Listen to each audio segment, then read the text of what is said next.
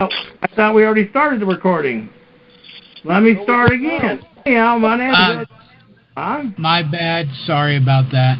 Anyhow, my name is Ed Johnston, and Davidlee Buess is with us. And we are not attorneys. We're not lawyers. We are nothing but guys who have done research and common sense and knowledge, knowing what the truth is compared to the misguidance we get constantly given.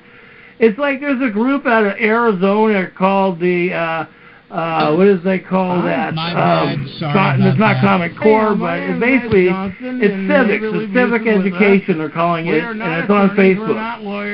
Don't be deceived by them. They're foreigners.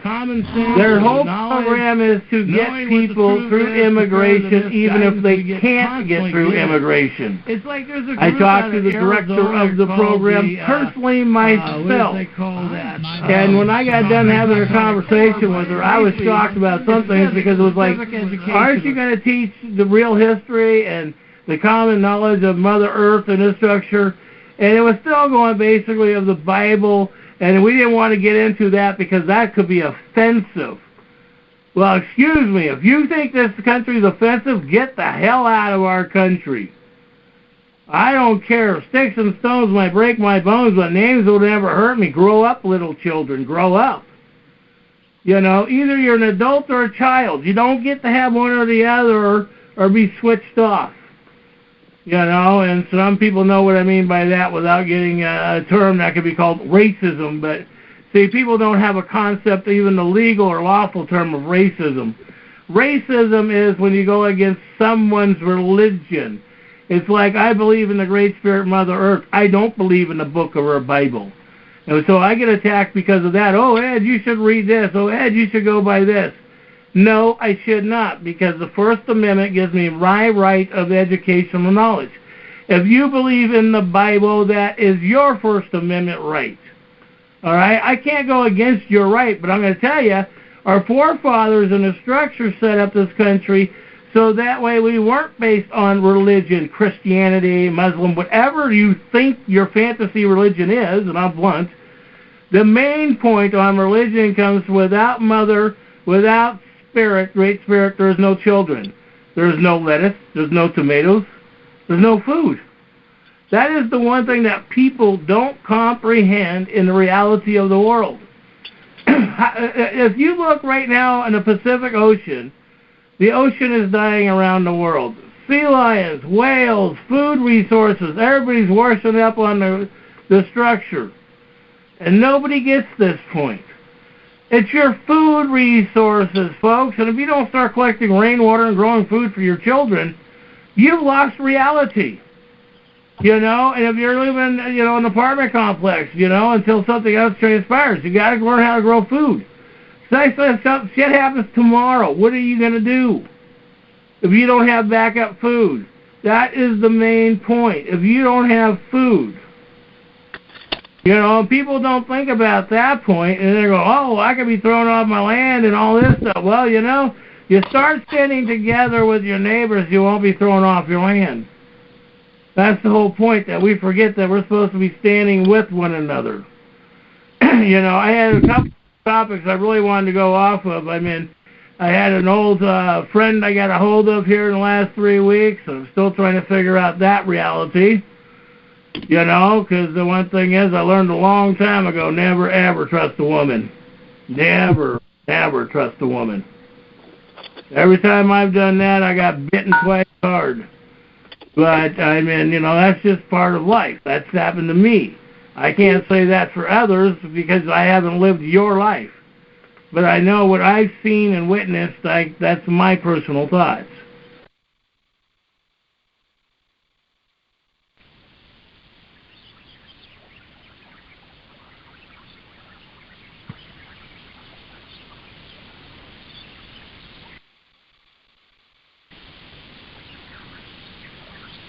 You get muted, Ed? Hey.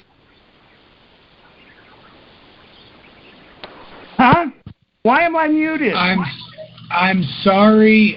We were hearing some background noise like crazy, and it just I don't know. Oh, you didn't sign in with Post.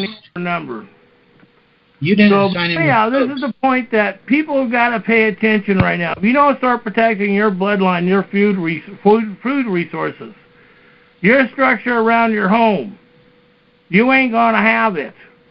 Because until other things change, we've got to deal with what we have right now in our circumstances of the situation.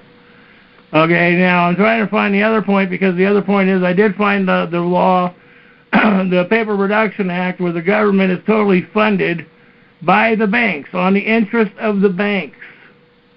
And see, this is the point that we're not supposed to be paying our water, food bills.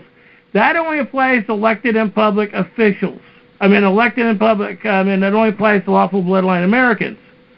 Elected and public servants do not have that right or privileges. They get a paycheck. They get money to offset because they're not under 192 in that structure. So that's why they get a paycheck, so that way they have employment, so that way they don't write off their basics. It's not like you go out and buy a Mercedes-Benz or yachts on this structure. We're talking your basic food, water, electricity, your basic survival needs. You know, basic transportation. You're not entitled to a Mercedes. You know, a lot of these immigrants are out there pushing, Freedom Law School. All right, we're talking immigrants pushing all this stuff on people. And the people are going to jail. These other guys are making money off of the basic, dumbass, stupid people. They're making an income off of people who are lacking intelligence and education because they get into something, they believe it, they don't verify it. Now, I had a question that was asked to me this afternoon to justify continental marshals compared to a federal marshal. Well, that one is very, very simple. Continental is European structure. It is not of the United States. Everybody says George Washington started the Continental Marshals. Read the real history. George Washington started the Marshals. The original structures of the United States Marshals, the only lawful structure in this government system, lawful government. Remember, sheriffs didn't come in force until 1888. And that was done by a governor's action. Okay, so we didn't have sheriffs on that. We had marshals. The marshals' jobs were to round up immigration and ship them back, and to go after deserters of our military structure. And immigration, they were supposed to send home. That's part of 1801, where, the Marines were formed. And they have some nice Marine song they sing. You know, if you actually listen to this song, this goes all the way back to the structure of Thomas Jefferson. And I get people trying to slam Thomas Jefferson to me all the time. And it's like, folks, you have to come up to a reality point. Just because you have a different knowledge base today compared to somebody did 200 years ago or 150 years ago, you cannot sit there and say they knew this or they knew that and they should have known this or they should have known that.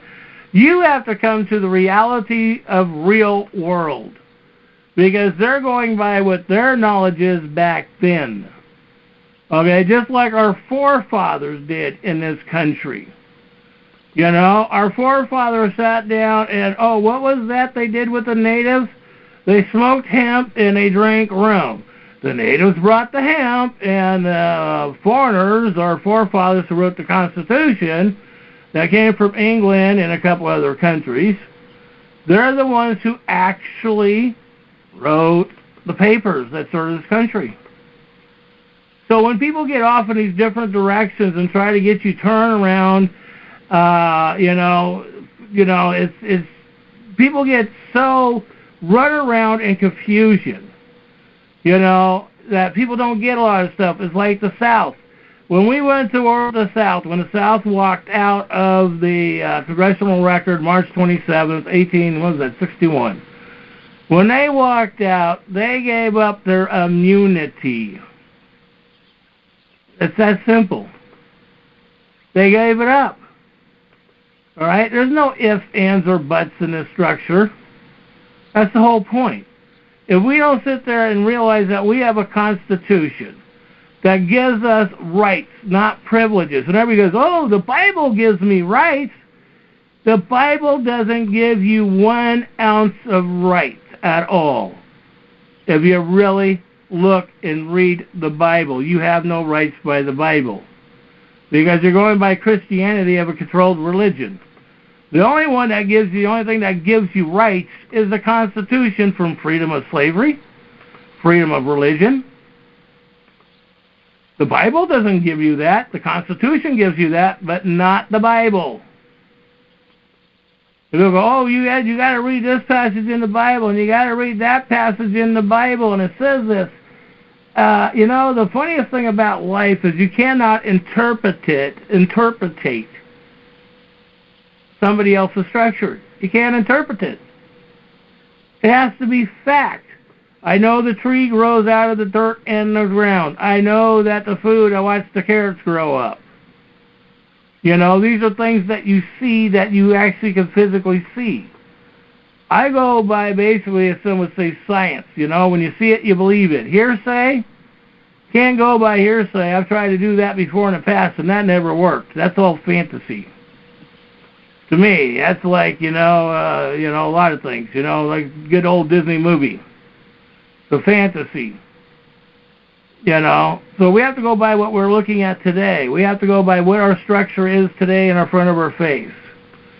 And if we don't sit there and comprehend this structure today of what's going on in front of us for the future, you're not going to have a future. Neither am I. Nobody else is.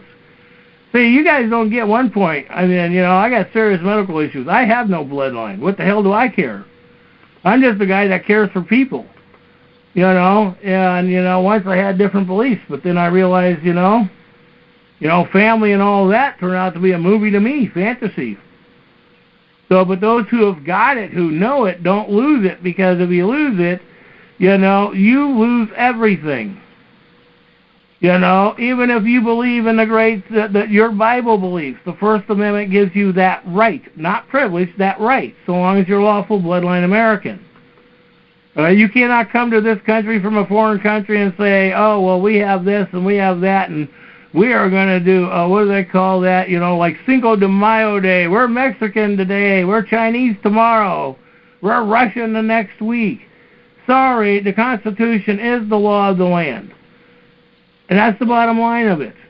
And if we don't start enforcing the Constitution, that's why I've got the other paper I'm finishing up with recall on the Cape Brown, the governor, the terrorist.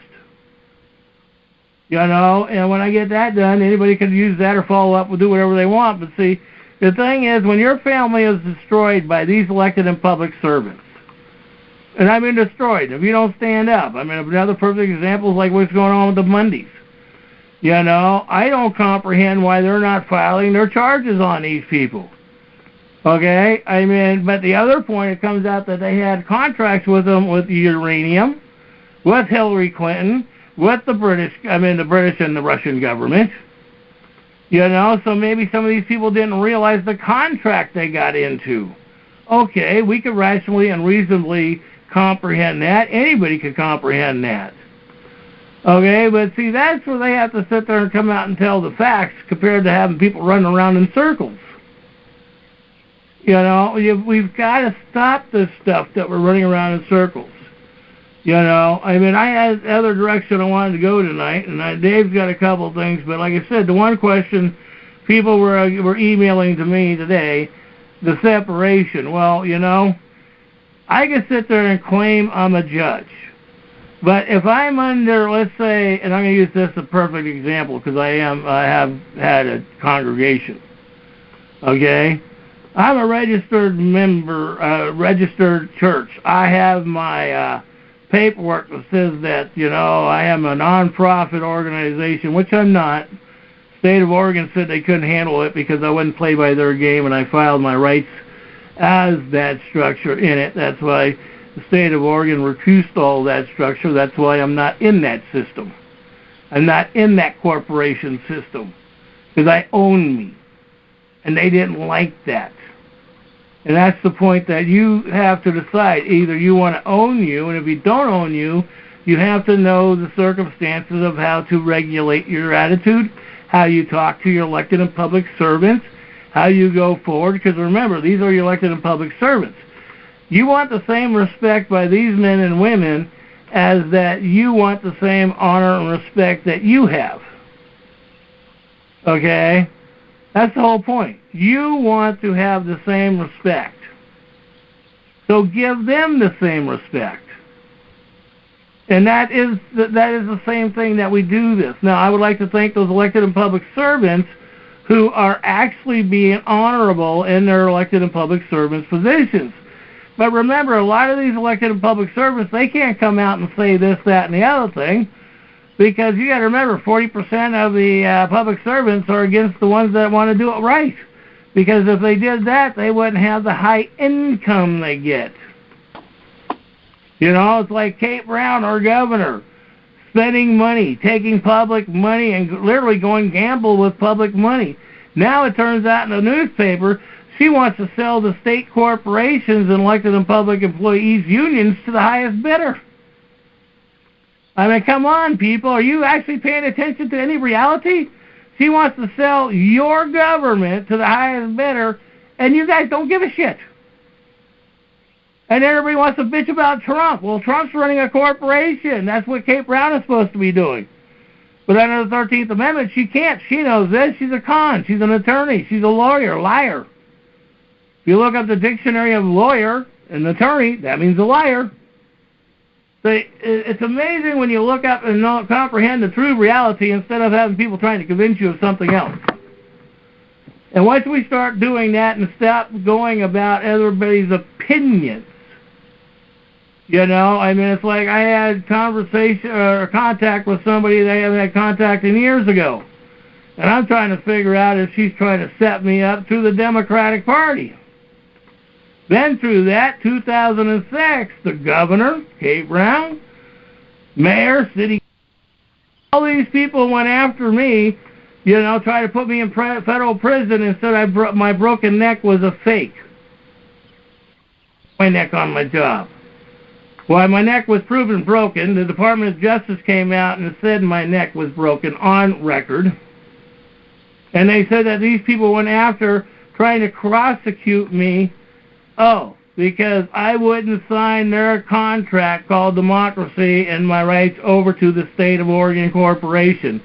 This is actually in the federal structure filed. You know, so this is the point. I've been through this. I've been through it where they try to put me in federal prison for telling the truth.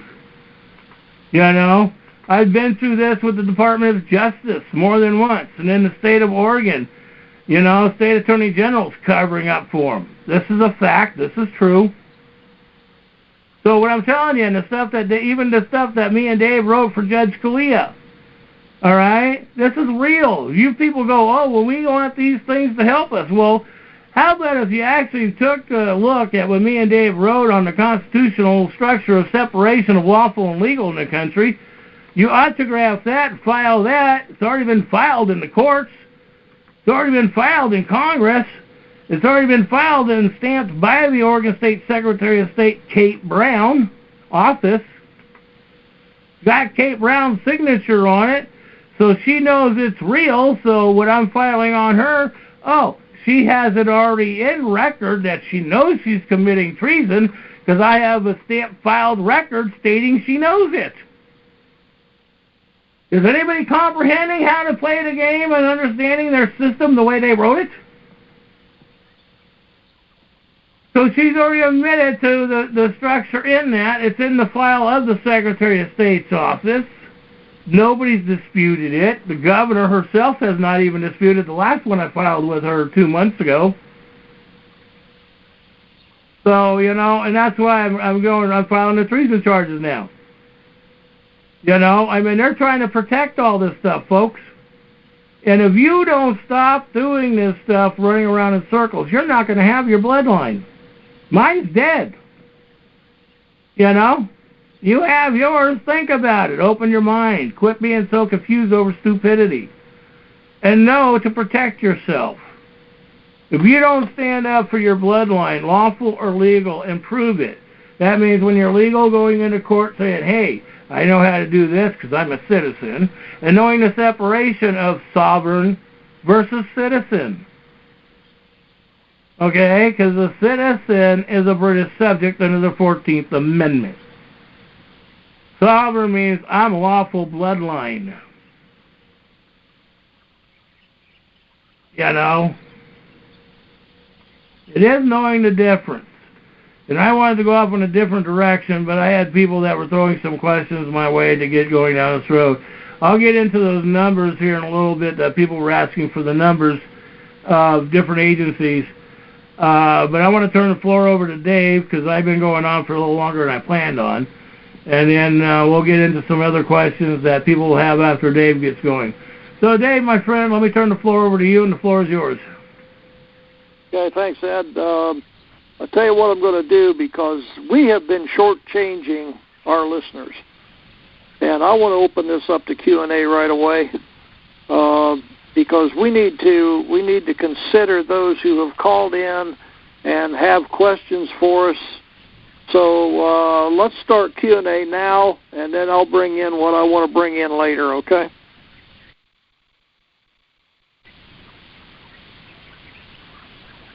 Anybody has a question, just log in and *6, I think it is, and you should be live. It's Anybody have any questions? Go ahead. I was just saying, I believe it's *61 to get into the session, and then I can click next and next. Okay, *61. Okay, I'm sorry, I thought it was *6. So I don't even know what we got up there right now.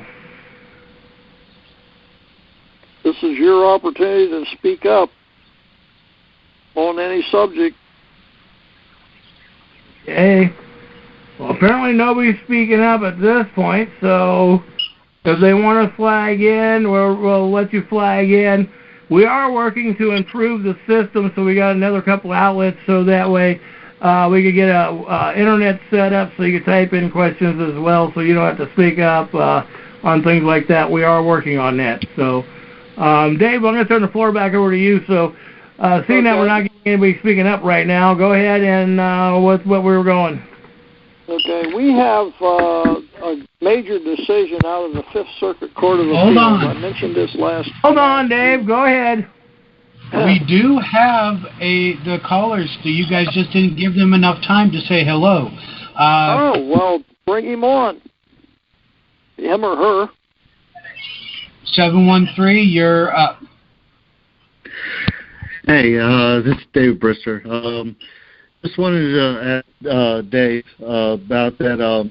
I tried getting on that mygov.gov, and every time I've tried, I haven't been able to get on there to get any of the files or documents that you were talking about. And I mean, I typed it in. I know I typed it in just right. Okay. Could it be something? I don't think it's something with my computer. I'm in front of my computer right now. Let me. If you got it, I can pass you his link real quick, and you can put it on his information.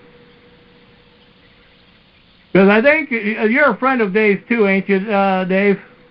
I did post this information on. I know, on but Facebook. you're missing the point. I was talking to the other Dave too.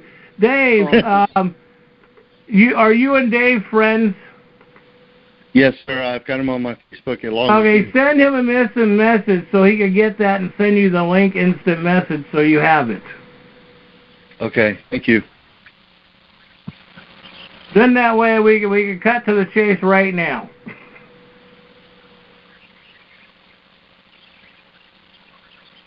Okay, I typed in this. I typed in, and there's no spaces between these. I typed in mygov.gov/forms. And then that will bring you to another web page. Yeah, just put it up on our Facebook walls. It'll be easier for them to get to it. And you just scroll down there until you get to the one you want. Yes, I know. Just post them up there so that way you can just click on the link and walk through them. Yeah, but I can't get on my Facebook, remember? Oh, I didn't know you were fighting that again. I can't get on Facebook in any way, shape, or form because they hacked me, remember? You got through that one again, I know. Hang on.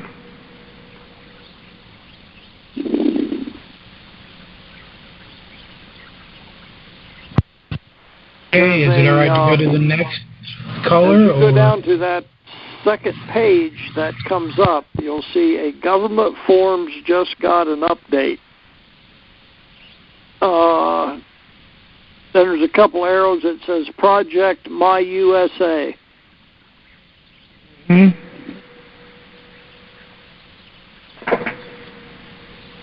And I'm clicking on it now to see where this goes.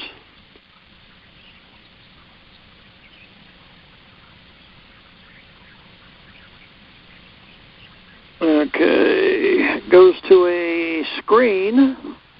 Starts out with home, the project, the team, the conversation, and developments.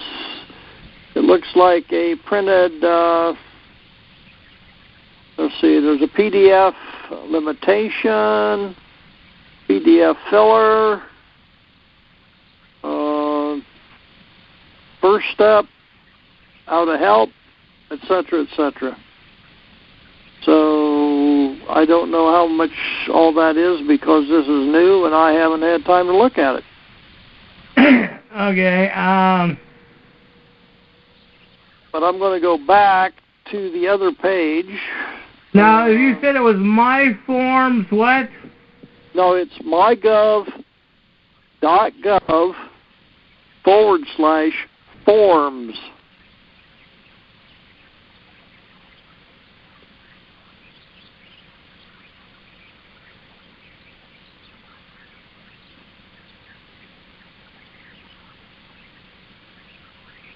Did you get that?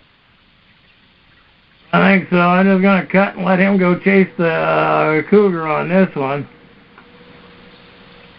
Let's see, consumer forms by title. That's Australian government. What is Australian government? And when it comes with some of these things that they're saying, oh, you have to pay for the form. We've got the damn administrative rules. No, you don't. The only ones that have to pay for them are elected and public servants, registered church members, voters, and immigration. If you have your bloodline structure proven, you don't have to pay for it. That's what the government started the DNA process all about.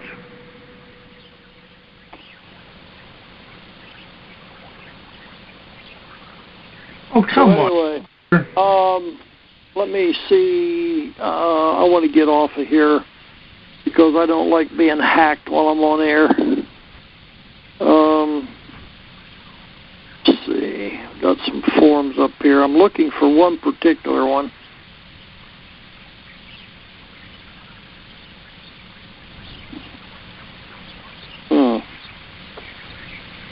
Have to go back into my files and dig it out.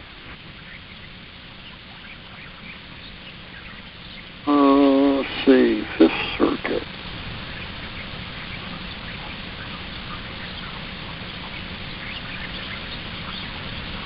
I'm going to have to work on that one, Dave, because apparently it's not letting me pull that one up on my computer right now, and I know I've seen it before.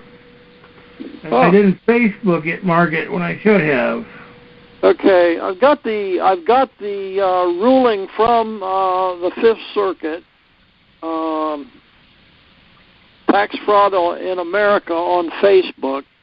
This is where I posted it along with my site and all of our accompanying sites, New Oregon Trackers. Explain to the people why that is so important.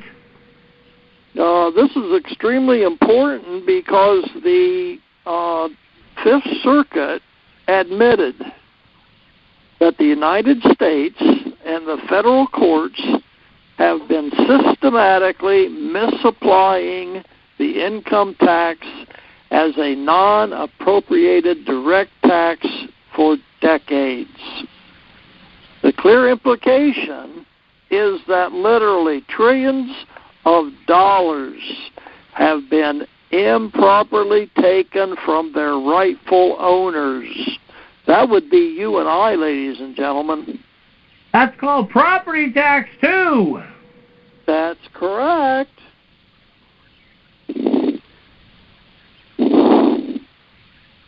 Thousands have been victims of legal harassment and intimidation, property seizure, character assassination, and even imprisonment, all based on a fraud.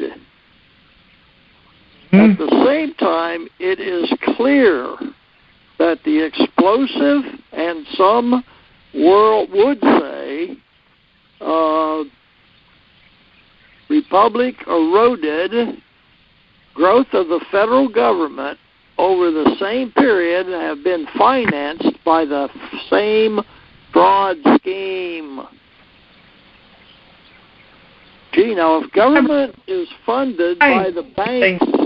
Go ahead. I'm sorry, David. I didn't mean to overspeak. If the federal government, as Ed said earlier, is financed by the banks and the money they make from interest, okay, that means we have the banks involved in this fraud scheme.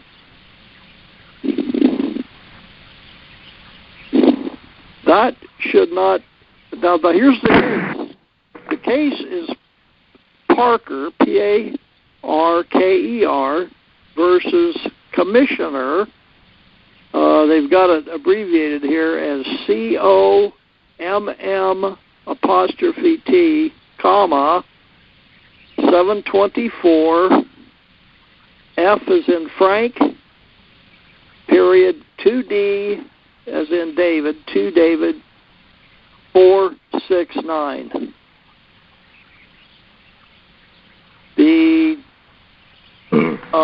This tax protester has appealed to the tax court decision finding him liable for any tax or considered taxable activity. And so the court, I find this interesting that this decision of the court came out shortly after I sent 60 rulings of the United States Supreme Court, key case rulings that were not found in the IRS tax code, and I sent those to the U.S. Court of Claims along with a letter to President Bush, whereas I claimed Supreme Court rulings. Wasn't that Trump you sent it to, not Bush? I'm sorry, Trump. Yeah, Trump and the Supreme Court. And then I told them that since they had been notified, I would call them as a federal witness in my tax case against the IRS that I'm about to file. So one has to find it very interesting that suddenly the Fifth Circuit says, oh, we have been misinterpreting the tax code. It's mainly because in the tax code you won't find a lawful definition of income. You won't find any Supreme Court cases at all listed in the tax code or U.S. code, but yet we have 60 key case rulings out here that define income, that state that Congress by legislation cannot define income since they can't alter the Constitution by legislative acts. So if you have a Congress who can't define income, doesn't that ring a bell in your mind? Ding, ding, ding, ding, ding, ding. Okay. Congress cannot define income. So why are we paying an income tax as individuals? If I may. Go ahead. Yeah, this is Toast. Currently on the clock, but I do want to get something out here that's very important. Ed has stated a couple months ago that it would be a good idea to stock up 4 months of food and 4 months of water, and I just heard this from a veteran today as of about 30 minutes ago. So probably be a good idea to go ahead and heed that. With that, I'm going to yield. Good point. Thanks, Toasted. So you have a warning out there that be prepared. 4 months of food, stash it away. I would suggest you buy canned goods, because if your power goes out, anything that's frozen is going to thaw over a period of time. So make sure you have canned meats on hand, you have canned vegetables, you have everything you need, okay? If I may? Go ahead, May. Yeah, this is Lynx. We still have other callers that are wanting to ask questions. Go ahead, we'll shut up and let them. In the spirit of David Buess saying don't want to shortchange them, having you guys go on extreme long things like this kind of does. So we're going to go to the next one, okay? We'll shut up and let them take over. Well, no, you guys are the hosts, but you guys kind of are long-winded sometimes. We don't have a problem. We respect you keeping us in check, so the next one speak. Okay, so go ahead, David and Brister. The next caller, you're online. Next caller, which is 352. Hey, guys, it's Michelle. Hello. Well, first of all, I needed some clearance as to what you just brought forth about the food. What did you hear? That they're going to shut down our power and stuff, or what's going on? Well, no, I've heard that... No, if I may. Look, he said that they're going to put our financial system in chaos, and I yield. You got to pay attention. I've been telling everybody this for a long time. When you could go to the bank and they can't, and you say, oh, we have no money in the bank. You can't use your ATM because the ATM does not work. Okay, so that's what you were basing it on. Point of setting up the structure so that way you can sit there and write off your water, electricity, and food bill so you don't go starving. But see, intelligent people would have worked with people to make sure that this was happening. But majority of the people, 99.9% of the people live in fantasy. They go, oh no. And it's the same thing what Adolf Hitler did to the damn Jews, or what they call Jews, but it wasn't just the Jews. They did it to everybody else. The Jews was not just in the Holocaust of just one race. You know, do some real history, folks. Do some real history. That's the same thing when they took out the natives. It wasn't just the Indians the British government took out. Remember, the British government is the white man that everybody's talking about. So go ahead, Michelle. I didn't know that, David, that you couldn't get on Facebook. I had shared some videos, recordings on your wall, and Ed on your wall also. There was a video that talked about the 28 principles pertaining to the Constitution, and also what the Foreign Fathers based it off of. What we forgot and what we didn't think about was communism. Remember, that's what was in place before the Constitution was written. So there what they did... communism in this country. That is a lie.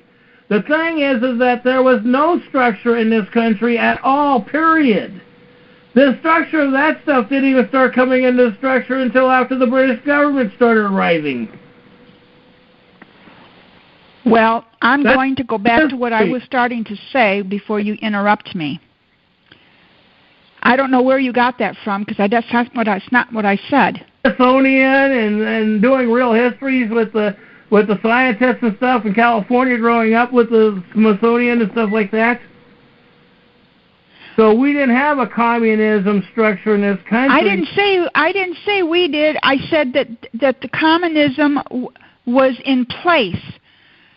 Because remember, our foreign fathers, they came from the foreign countries that were under that atmosphere. So when they came, clarified it was foreign countries. Argumentative. Y'all are overrunning each other. Go ahead. So what I'm trying to explain to the audience is when remember, there was no Constitution written, nor was the other documentation pertaining to the Constitution. None of that was in place until afterwards. Now, When the Foreign Fathers started to write the Constitution, they were very well aware of what was going on, and that was communism. Now, the democracy movement, that is what they are addressing. Everything that they're doing does not pertain to the Constitution or the real Constitution, because remember, there's two constitutions, and the information that Ed is giving you, he's talking about the fraudulent Constitution, that how we've been deceived. So we have to understand this, because if you don't understand it, then you're not going to understand the confusion between the two constitutions. Go ahead. Keep going. The floor is yours. Oh, I thought someone was asking a question. It doesn't matter. The floor is yours right now. Keep going. So what I have discovered, and that's what I was sharing on Facebook, there was a teacher, and I was actually blown away because he was actually telling the true facts pertaining to the Constitution and what it actually meant and how the Foreign Fathers wrote it. And this is what we have not been taught in our schools, because the information has been spread out. It's not all documented on one document. So we have to learn our history, just like Ed and David are claiming.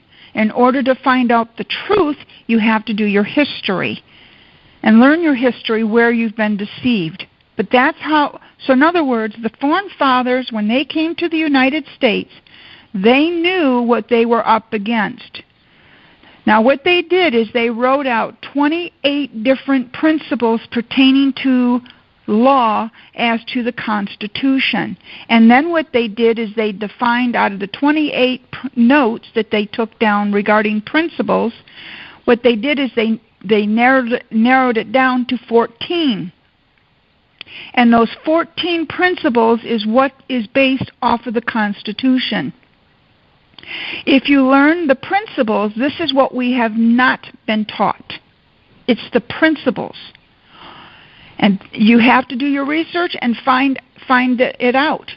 You have to learn those principles. Now, this is what they're not doing, meaning our own government, those in Washington, D.C. Servants. Correct, our public servants. Now, what they did is they sold our rights to the Wall Street bankers and the corporations. Remember the treaty. The treaty is very important, and this is part of what we don't know and what we need to learn when we talk about the Constitution and the concepts behind it. We have all been deceived. Because what they did is they took the original Constitution, which was based on the true principles, which was off of the 28 principles, and this is where they have deceived us. But once you learn the principles, you apply the principles, which by the way, was about common sense. And the term religion had nothing to do with faith. It had nothing to do with being a Catholic or any other type of form of faith as that religion. Yes. The reason why they applied the term religion was because that was meant natural law, meaning that our freedom and our rights came from our Creator. That's how they were defining the term and the word religion. It has nothing to do with faith. They also determined the term sovereign is that you, a man and woman, right, are the sovereign creation of the Creator. That's correct. So that's where the term... you have a bloodline where government is black ink on white paper, has no bloodline. It cannot be sovereign. That's right. Now, so what our own government did when they destroyed the original Constitution and they made up the fraudulent Constitution, which is what we're going by as of today, Some people well, that's true. Not everybody. Those that are learning, those that know the truth behind it all. And that's why they're snowballing us, because they don't want the truth to come out. And that's why they are up in arms right now in Washington, D.C., because of Trump being in office. Now, I don't know if you haven't noticed, but when I was paying attention to the news media, because I wanted to see just how much stuff they would talk about when Trump went over to, the foreign country to meet with one of those, I can't think of his name. Anyway. Well, the Saudi kings. Thank you. Did you notice that they didn't hardly do any publication or talk about it or show those videos on TV, but instead, what were they talking about? Oh, let's impeach them. Let's impeach them. Did you notice that? Well, they talked about the Attorney General having business with the Russians and his insider information, all that kind of stuff. Right. He only was in office 3 days, and then he got canned, and that's what they've been talking about. Right. Rather than talking about the good things that he's done and has accomplished, you haven't heard not one thing that he has accomplished. And then they're going to criticize now. They're going to criticize because he didn't use one phrase regarding the communism or the radical acts that have been going on. Well, it just goes to show you, Michelle, what all Mr. Trump has done over there, but well, I've seen some of the literature that was actually written, and from what I've noted and what I've read, Trump actually did a very good thing. And what he did is he gave a very strong message, and that was about peace. And I was about to say before you interrupted me, dear. Oh, sorry. Okay, is that the things that Mr. Trump is accomplishing over there, or trying to accomplish, is being totally ignored by the media. Yes, that's exactly right. So now we know who our enemies are, and I'm going to tell you who some of them are, and that's Wall Street, on Facebook and on the internet, the Wall Street Journal. Anybody that belongs to Wall Street Journal, you need to remove yourself from Wall Street Journal. They're the ones that are giving you the false news on what's going on in this country, in our country. If I may make a comment to that. Michelle, you are absolutely correct in that statement. Here's the fact that I know. Now, on YouTube, there's entity, I'm going to call him an entity because, person, never mind. Anyway, he calls himself PewDiePie. He's got over 50 million followers. Now, the Wall Street Journal started a witch hunt on him, which affected YouTube's monetization.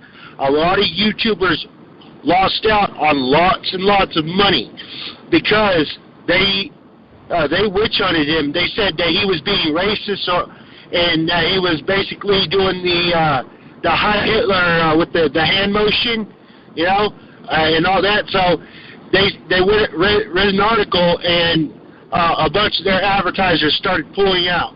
And I'm like, So, but I want to add one thing real quick before I put the floor back to Michelle that she should have had going.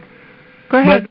But I want to make a personal thank you to Facebook and Mark Zimmerman, because that's the one thing that everybody wants to attack Facebook, but let me tell you one thing.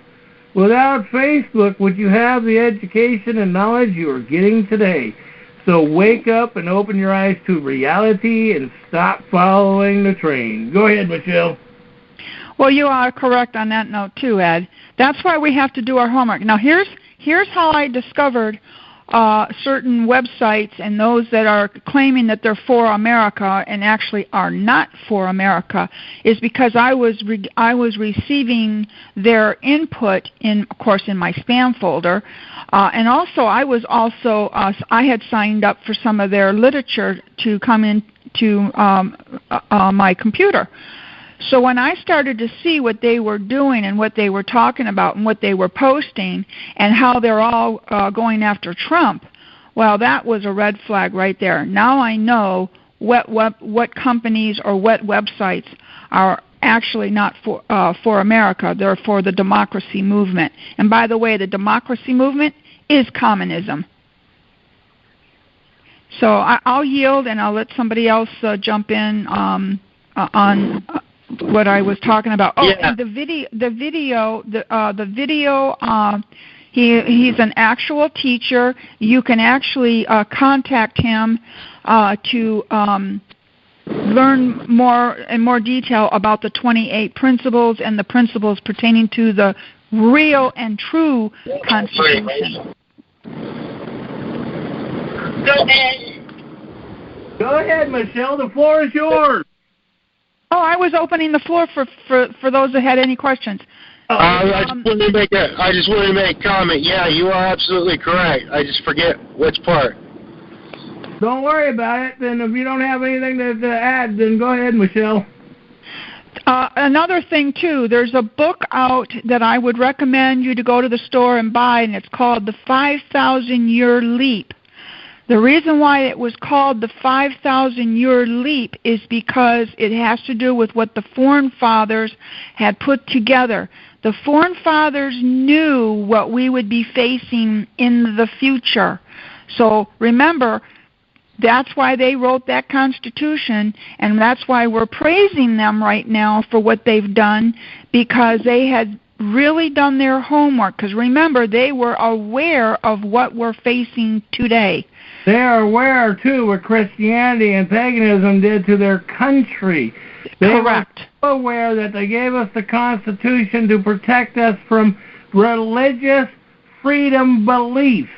You're entitled to your release of freedom to your own beliefs, but you are entitled not to put it out on the street corner and says that I have a right to do this. That's like being gay and lesbian. You have a right to being gay and lesbian. Write a contract between your lovers. Stay out of the damn situation of their system. Learn to use your intelligence and write the contract. Article 1, Section 10. You do a contract. That's why they put it together. Because if you want to do that, that's your constitutional right, not privilege. But you also, too, have to know what the Constitution is, as well as comprehending what the privilege is. Go ahead, Michelle. Also, that video that I'm talking about, the one that was, it's just a brief. In other words, he's taken his several-hour training courses and he's putting it into different concepts as to based off of the Constitution. So that way you'll understand and realize the truth and how you've been deceived. That video is also on my Facebook wall, which is under Michelle Christensen on Facebook, so you can retrieve it. And it's called, hang on, I'll look in a second. I got to go back and retrieve it. I mean the video. What he called it. It's called We. Go ahead, Michelle. Go ahead. Oh, it's called We Have Been Divided and Conquered. That's the name of the video that I want you to listen to, and that has to do with the 28 principles regarding the Constitution and how it was broken down to 14 principles, etc. So that's the video. I highly recommend you to look it up and listen to it. Because after I listened to it, I can tell you the gentleman that gave out the information, he was 100% correct. And the only reason why I'm saying that is because of what I have looked up in the past and what Ed has looked up, including David. So I'm just backing up what he's claiming because of what we know as to us doing our research. Thank you, Michelle. Okay, if I may. Yes. We still have 2 more callers waiting, so just tell me when to cycle through. Go ahead, let them speak. All right. Before you do that, Lynx, go ahead and bring the other caller on the board and unmute Michelle. You wait. Let the speakers in first. Go ahead, Lynx. Let the speakers in. Host caller 541. Hey, Ed. Oh, hey. How you doing? How you doing, Melissa? Doing pretty good. How about you and Dave? We're doing good. I haven't quite finished that idea yet, but I will have done to you sometime tonight. Okay. Okay. I know you want to discuss a little bit about my situation. Well, the main situation I want to discuss is the positive one that's going on. The other one, we could deal with that after we get that other thing done. But my main thing is I like to let people know what you are doing right now, and because you're making slow transition, even though it should be faster, but it takes a little time. It'll be coming. But go ahead.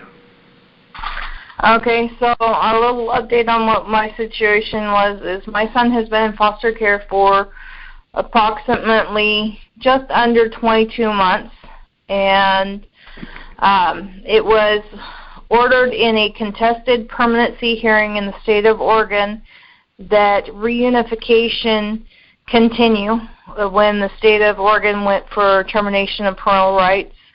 They were denied that, and the paperwork was signed on March 15th, filed with the courthouse March 21st, and I have been for this whole month receiving a minimum of 8 hours per week with my son at home, which is double the hours that I've been getting for pretty much the last 2 years.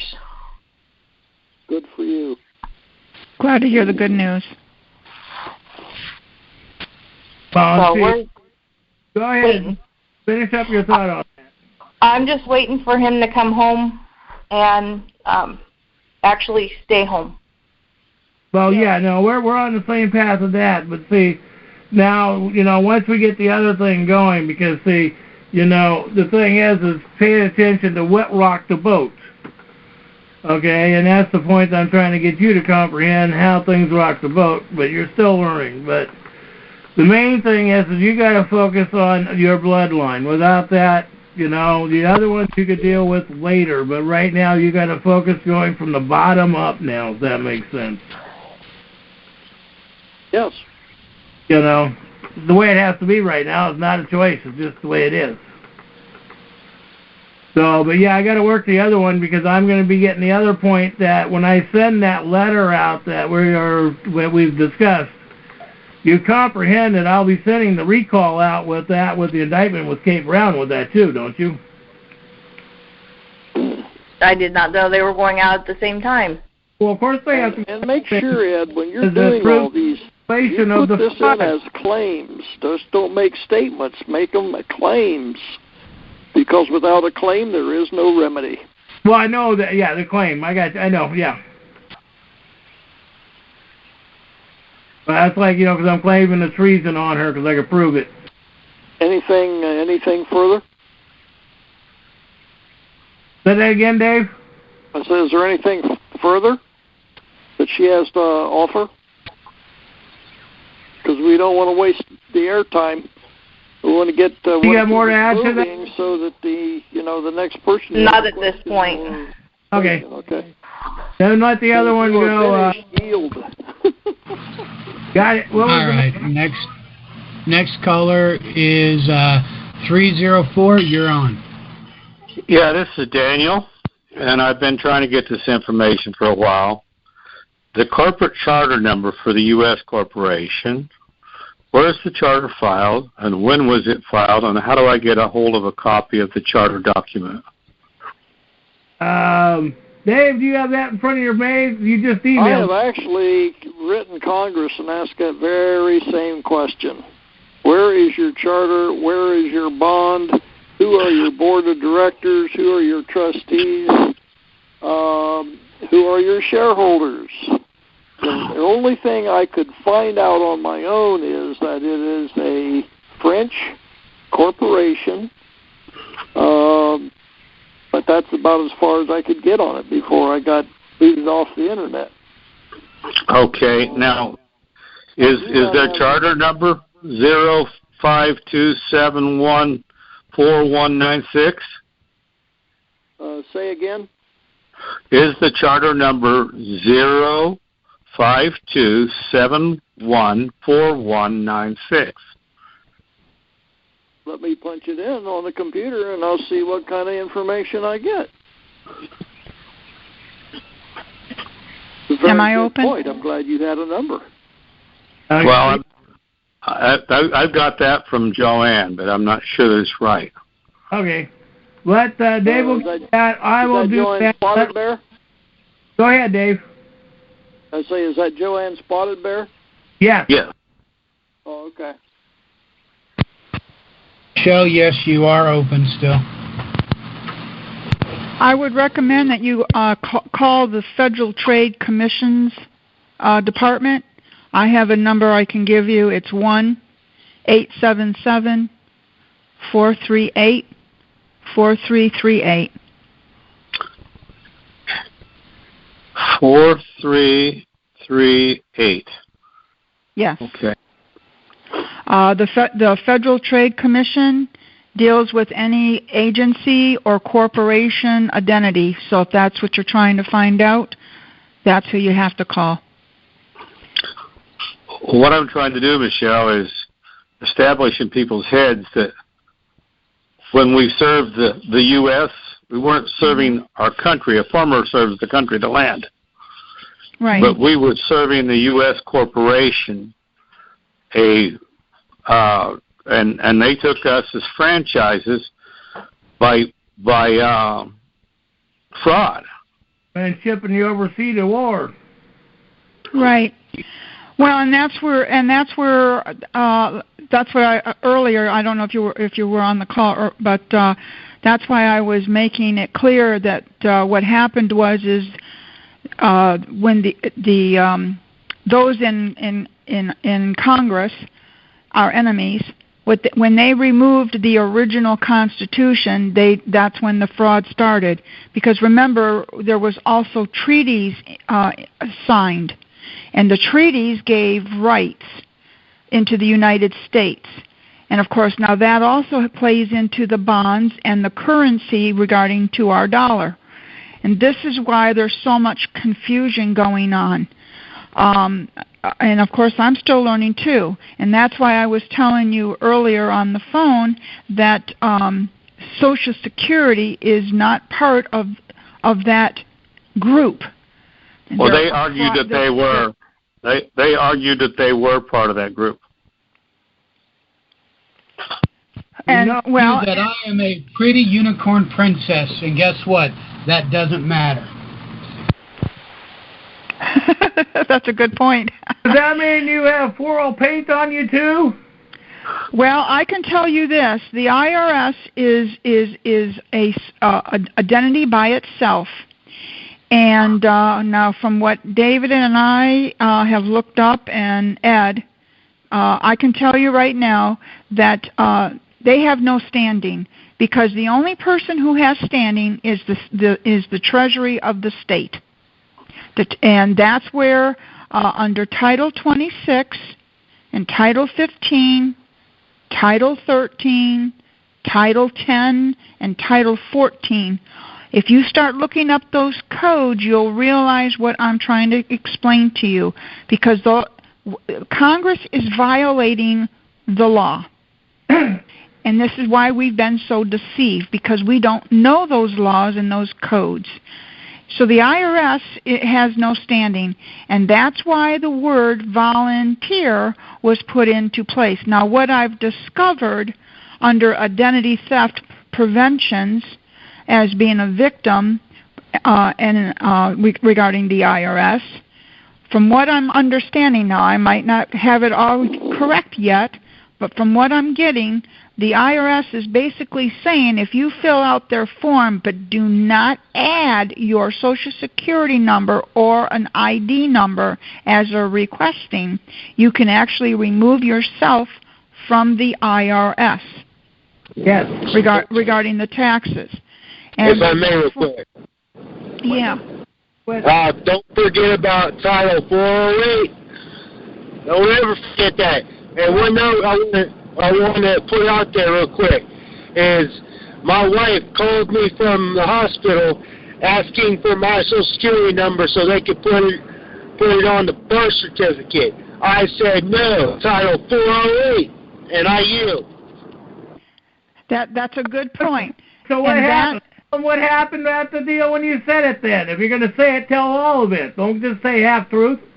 I'm not informed. I gave the information to the party that I needed to, but I didn't hear anything back, so I have no further information to add because I don't have it. Thank you. That's what you need to explain, because they haven't responded back for what your response was. But when you walked in, you claimed that after you served them when she was pregnant, they had a different attitude.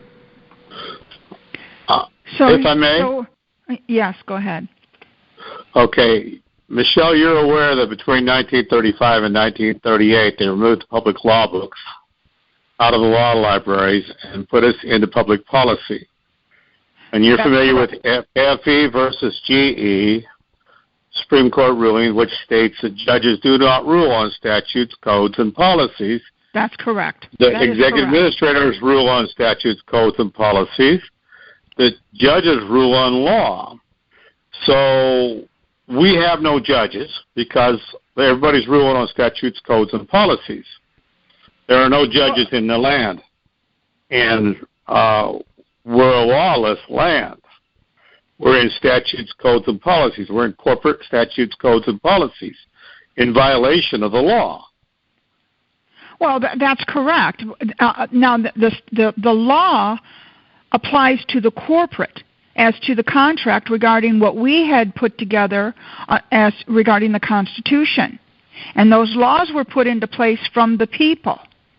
What happened is that's why they got rid of the original Constitution and made up the fraudulent Constitution, and that's why they removed the amendments meaning to the 13th Amendment, because the 13th Amendment was about slavery. It was not about being black and white.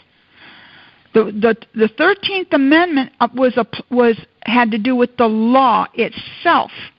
Meaning that... Wait a minute, Michelle, stop and say that again. The 13th... Black and white?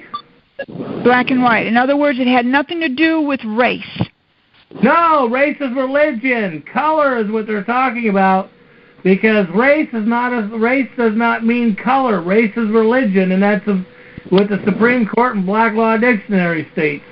I'm going to state a fact. You're a woman. You're not a different color, because we all have the same blood running through our veins, not you. No, we don't have the same blood running through our veins. My blood is not your blood. Well, is it red? Is it red? Is it oxygen? I'm looking at the scientific point of view, not you. I have a different type of blood than you do. He wasn't talking. Your parents. Ed, he wasn't talking about blood as identity, different identity. He was talking about blood, meaning that it's all red. Yeah, but so turtles have red blood, deer have red blood, most animals have red blood. But we were talking about race. When I was talking about the 13th Amendment, I was referring it as race. He came off on a point that was not where you were at. Go ahead.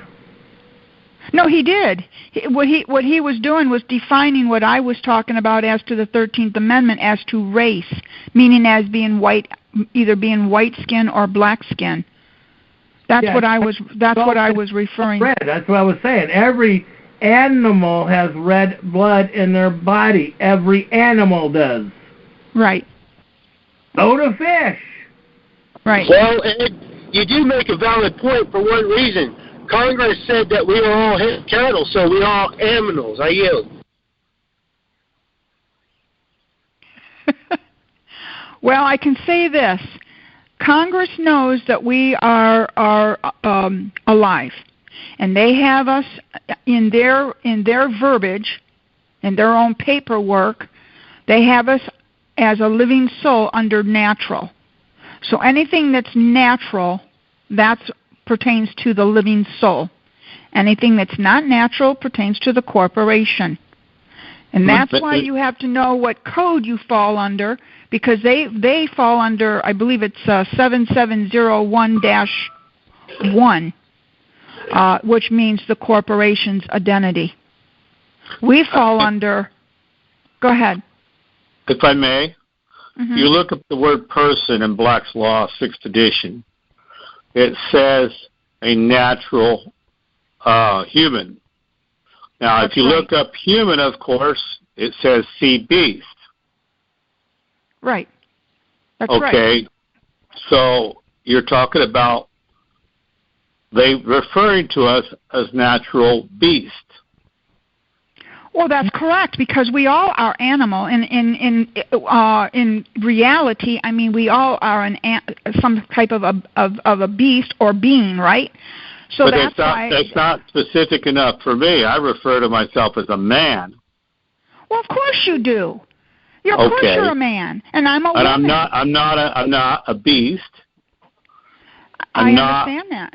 I'm not a beast. If you look in the OSHA manual, it says the purpose for the establishment of OSHA is to preserve the federal human resource. So to preserve the federal beast resource. If I may, sir, real quick, listen to what you just said. We are a resource. That's exactly right. We are their resource. No, I do not claim to be their resource. They're supposed to be my resource. Exactly. How does the de facto anything have jurisdiction over the sovereign? They don't. Or they're not supposed to. I am not here to be consumed, to be extracted, manipulated, consumed, and disposed of. Well, that's what resource means. That's right. And so, now I'm not a beast. That's right. Now keep in mind, that's why the people have been deceived. Now, granted, you've done your homework, and there's other people that have done their homework, and we're catching on. And because of what we've been doing and what we've been talking about, we're educating the other parties that aren't aware of what we know. That is true. And that's why I said earlier that's why they destroyed the original Constitution that defined it. Now, I was also talking about principles. Remember, principle is the key. The Foreign Fathers, when they wrote the original Constitution, they based the original laws as to the true law under natural law. That's why they were using the phrase religion. The phrase religion has nothing to do with faith, meaning with the church or the different churches. And, of course, that's where the trickery comes in. We've been deceived. We've been taught what is not really what we should have been taught. Nobody has been taught in school, I know I haven't been, the true meaning under the 28 principles, which was narrowed down. What? The purpose for education, and there is no Department of Education in the Constitution, by the way. The purpose for the so-called education is to manipulate their human resource, what they're claiming to be a human resource, a beast resource, to train the mules. That's the reason for the Department of Education. It wasn't to educate anybody. It was to train them, to teach them, get up, hee-haw, whoa, follow the road, keep the blinders on, That's what the purpose. The Foreign Fathers, when they wrote the Constitution, that's why they used the phrase, you need to know the law. When the Foreign Fathers wrote the Constitution, it was based on natural law. Right, but Michelle, Dan had a point there with the 1968 education, because remember, we didn't have education boards until 1968. Prior to that, most of the schools grew their own food at the school. That's exactly right. Brought the meat to the school to feed the children. They didn't have property taxes and all this other corporation to feed the kids. Because that's exactly right. And that's where... Now remember, on that thought... that was only... If I may? Oh. In 1947, the League of Nations... put together this thesis, antithesis, and consensus, and started interfering in our schools and writing the manuals for the teachers. That was in 1947. That was 5 years before I was born. Now, you can even go deeper, because going back to the 1300s, That's when, because remember, people, they didn't want, the women couldn't say certain things, they couldn't vote. Remember that? So there's a lot of things that plays into our... True. A woman could vote so long as that the land was properly noted to her by her husband. Well, under that scenario, she was allowed to vote, but normally women were not allowed to vote. No, the structure goes back, yes, that's true, but the proper structure was that the man had to properly note the voting rights and the land to the woman. If it was correct. If I may. Would you wait a minute? Let me finish what I'm saying first. Objection, argumentative and overstepping each other. Everybody, I will mute everybody, period, if you guys don't stop stepping on each other. All right, anyhow, but it gets to the point is, to see, they were doing that because, remember, people didn't vote until Lincoln, after Lincoln. Prior to that, we didn't have people voting in this country. The local structures did not vote. If they needed something, they got together basically at the bar of the school, and they decided what they needed. Voting didn't come in until after the Civil War. That's right. So let's talk about proper history instead of confusing people when they think that voting might went all the way back to the 1770s when it never did. Well, and Ed, that's a good point, and that's. Wait. Let Michelle respond, and then we'll come back to you. Go ahead, Michelle. And that's what I'm trying to explain, because what we're doing is we're confusing. In other words, when we talk about things, we have to make sure that our listeners are grasping that we're talking about the fraudulent Constitution and not the original Constitution. And this is where the people have been deceived. This goes back many, many years. This didn't just happen overnight. Correct.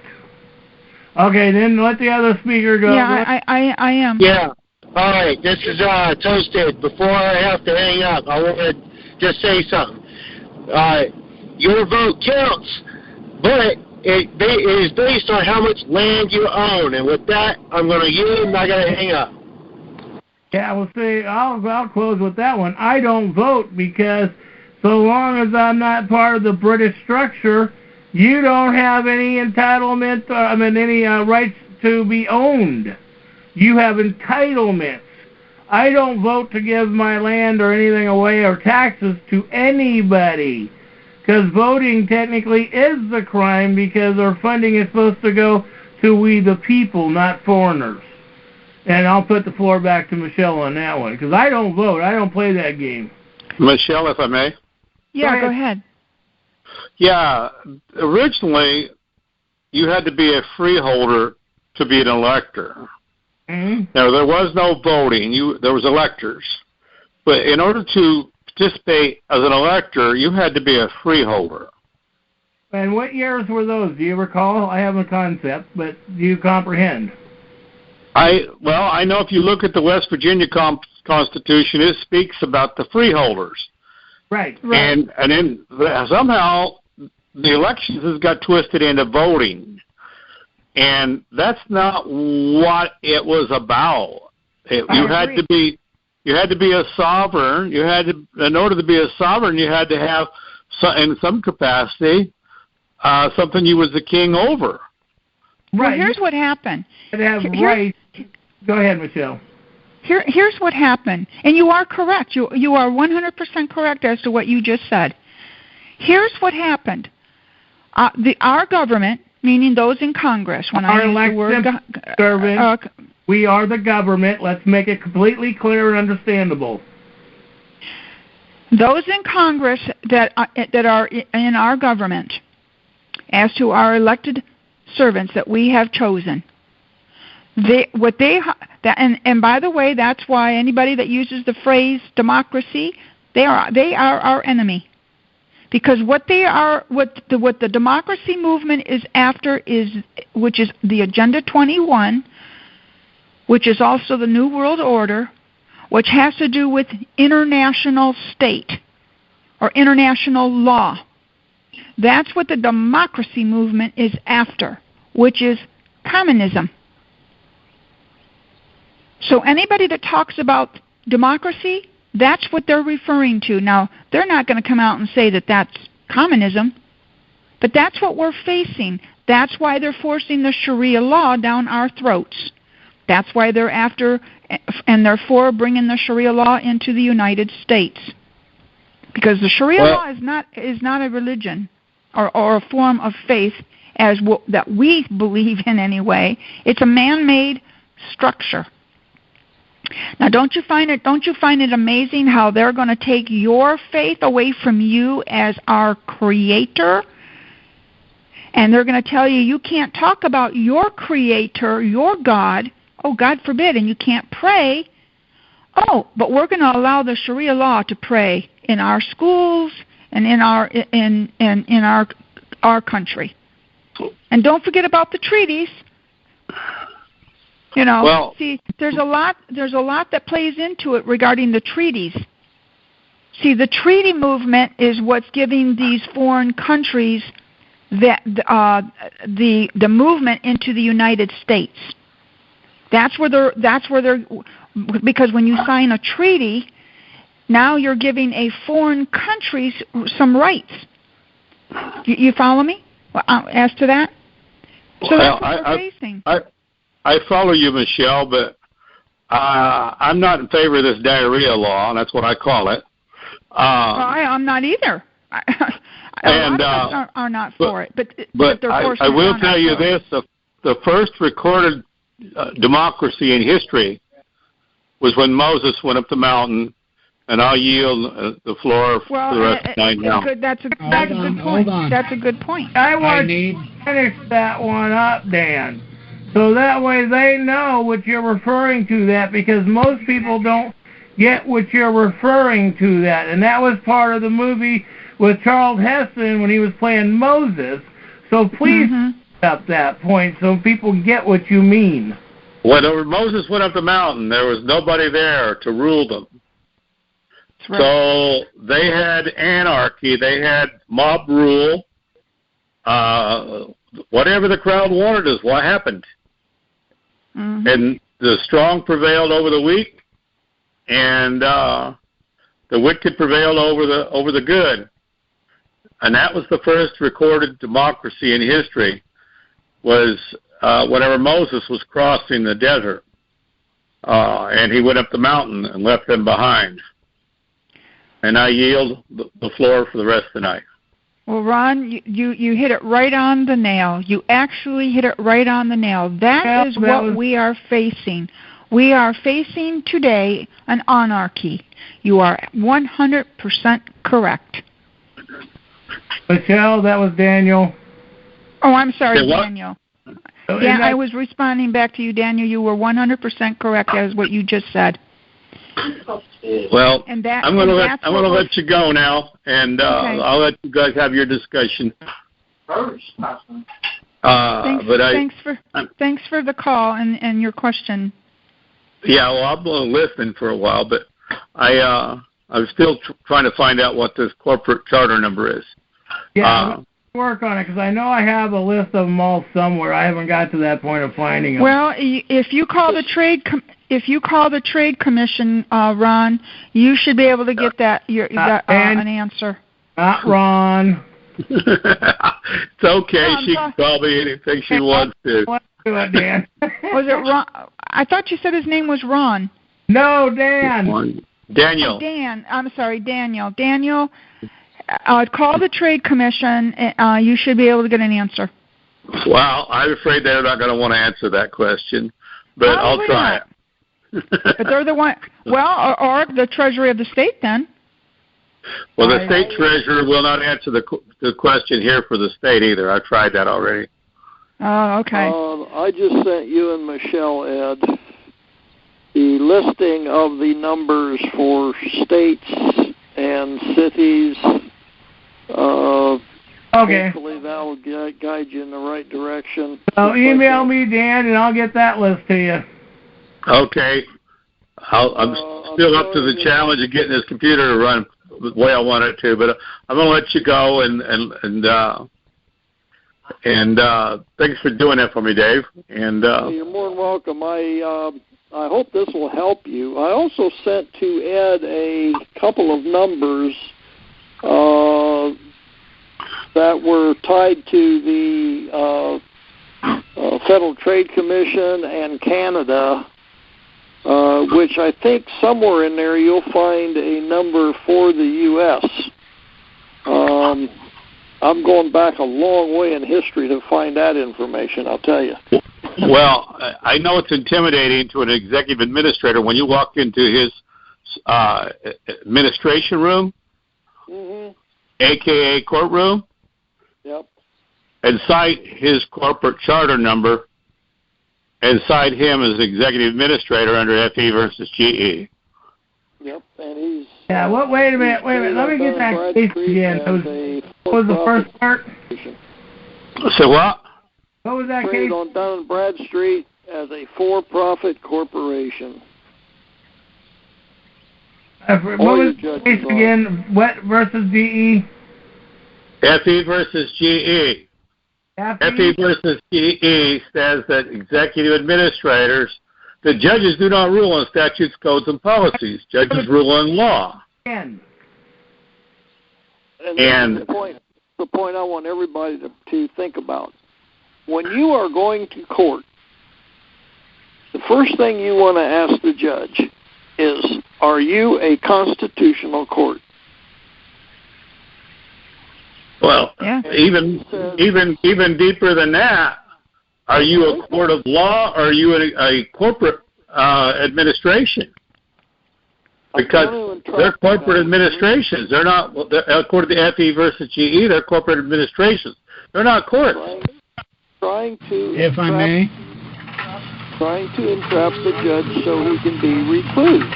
Listen to what I'm saying. Yeah. Are you a constitutional court? Have you a copy of your constitutional oath of office? Why are we flying a color of law fraud in your court? Yeah. And how do you plan to make amends?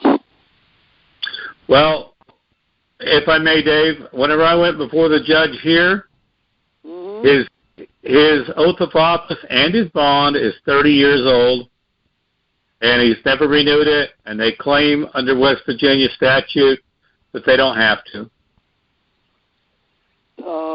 Does not matter. The Constitution is supreme law of the land. You have to have a constitutional oath of office. Oh, but see, the point is, the reason why he's saying that, don't they have term limits?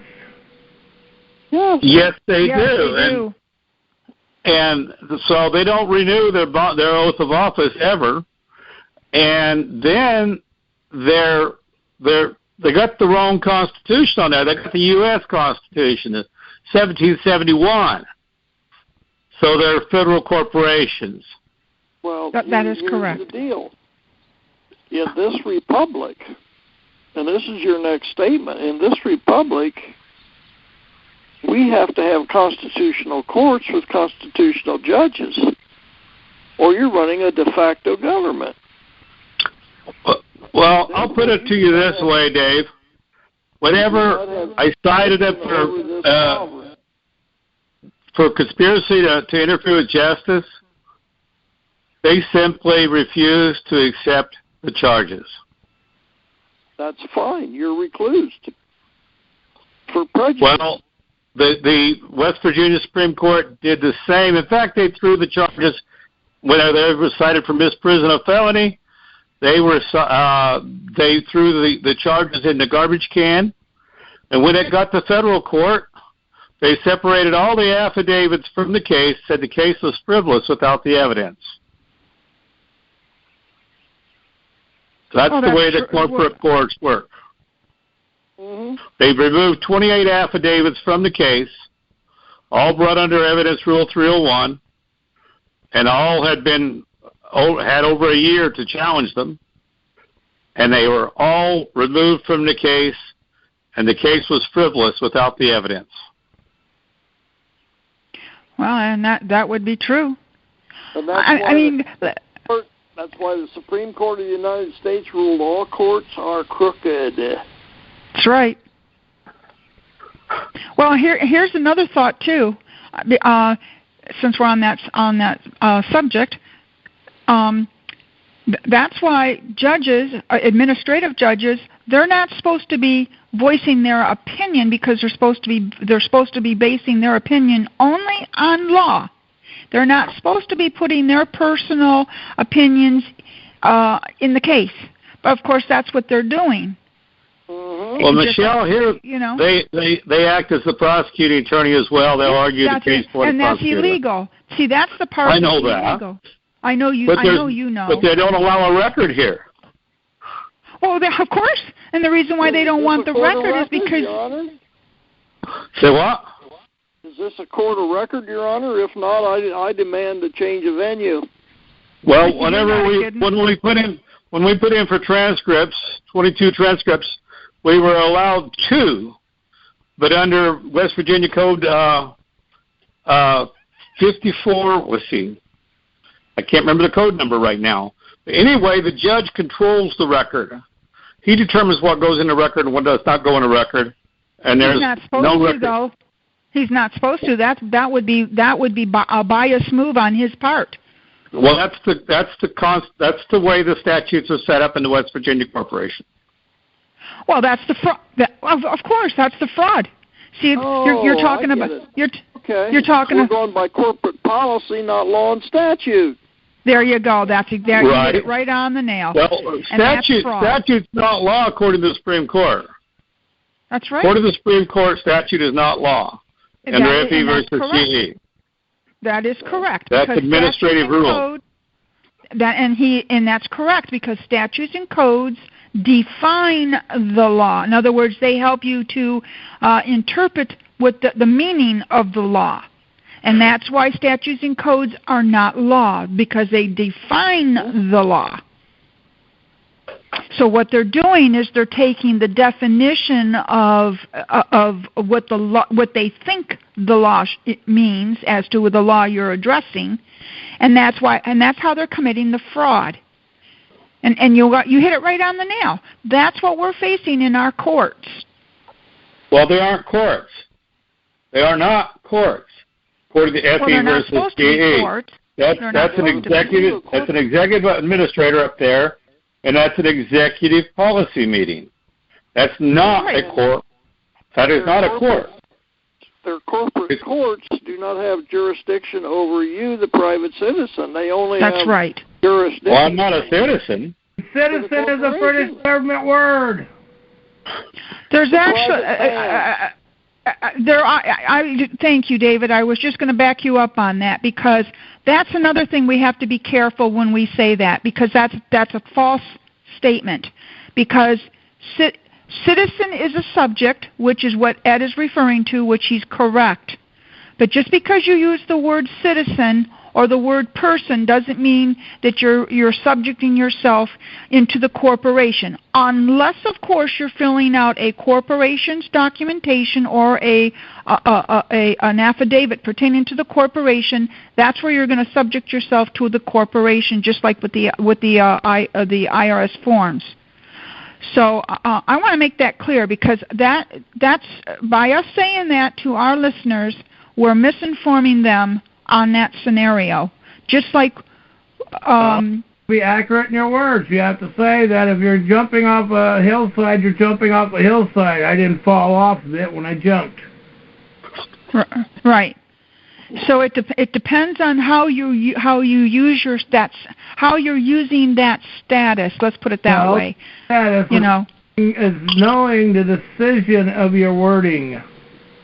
Well, that's what I'm saying. And as you're using that term or that phrase, as you being the the individual, doesn't mean just because you're saying the word person that you're putting yourself in that corporation's network. Unless, of course, you're filling out their forms and you're applying it that way, then you don't know what you're talking about and you don't know what you're doing. Oh, you're missing a point here, because when you're talking to a cop, that's exactly the way they interpret it. They're trained that way. Oh, yeah. That's correct, and that's why you have to know. A person would be a natural beast. according to their training. That would be a natural beast or a fiction. Right. Okay. Well, now wait a minute. Let me correct you on that, because I did some research on that with the police department and the sheriff's department. They've never lied to you? Oh, I didn't say that they don't lie. A lot of people lie. Oh, have you ever went to school for it? Do you know? I don't care what they tell you, who you're talking to. I'm not talking about who I spoke to. I'm talking about their actual contract as to what falls under criminal law. And in the criminal law, the injured party rulings. Well, Ed, I'm not talking about rulings pertaining to the court. I'm talking about the law itself, the criminal law. Everything that they apply, including what a cop with a public servant applies, okay, is statute codes and administration. And there are actually statute codes and administration numbers that actually mean lawful bloodline American too in their structure. Right. That's what I was trying to point. That's what I was trying to point out. Well,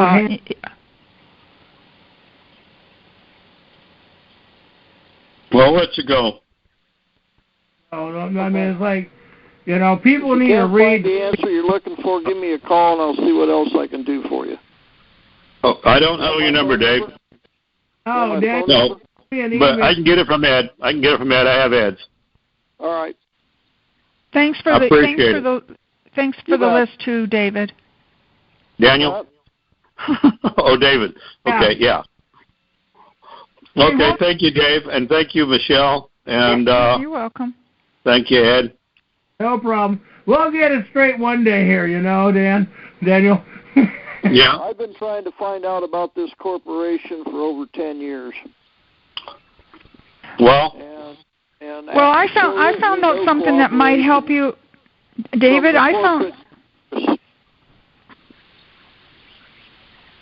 Go ahead. And that's where it stands, Michelle. They do not want people to know about the corporation. That's correct. Screw them up. Well, and you hit it right on the nail, David. That's the problem. See, everybody and we're not alone, by the way. This even affects lawyers and attorneys, by the way, that are trying to get the truth out, and they are being penalized also. So this goes very deep. This let's face it. I mean, how many people have been killed trying to get the truth out? They don't want the truth out. Now, I discovered something here. That messes up their retirement fund, boy. It sure does. Now, I discovered something here that might be some info that might give us an answer to what we're trying to look for. Hang on a minute. I wrote it down. I'm looking for my notes. I think it was called I think it's AIG. Yeah, AIG. Look that up. Huh? AIG's the biggest insurance company there. I'm sorry. I say that again. I said AIG is the biggest insurance company there is. They insure the retirement system of the federal government. Right. Well, guess what? See, it all comes down. Remember, I was telling you, David, when we were looking up these laws and codes pertaining to the IRS and the rules and the regulations. It comes down to the bottom line is it comes down to where the money is. And the money is pertaining to the insurance companies and the banks. Mm-hmm. And so I discovered that they are the main supplier when it comes to all these corporations. Sure. Yes, we know that, Joe. That is the one thing. AIG is actually former GE Corporation. And if you go back in history, when GE Corporation was a public stock, that only people that could buy the stock when it came out was actual lawful Americans. If you were an immigrant, you couldn't buy the stock. Remember, this goes back to 1931. Right. Oh, and I recently Bankruptcy Act, when they did the Bankruptcy Act.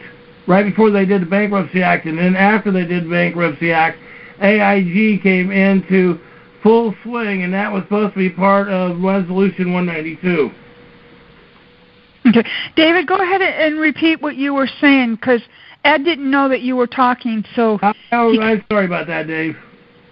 So go ahead and repeat. I guess I cut you in before you were finished speaking.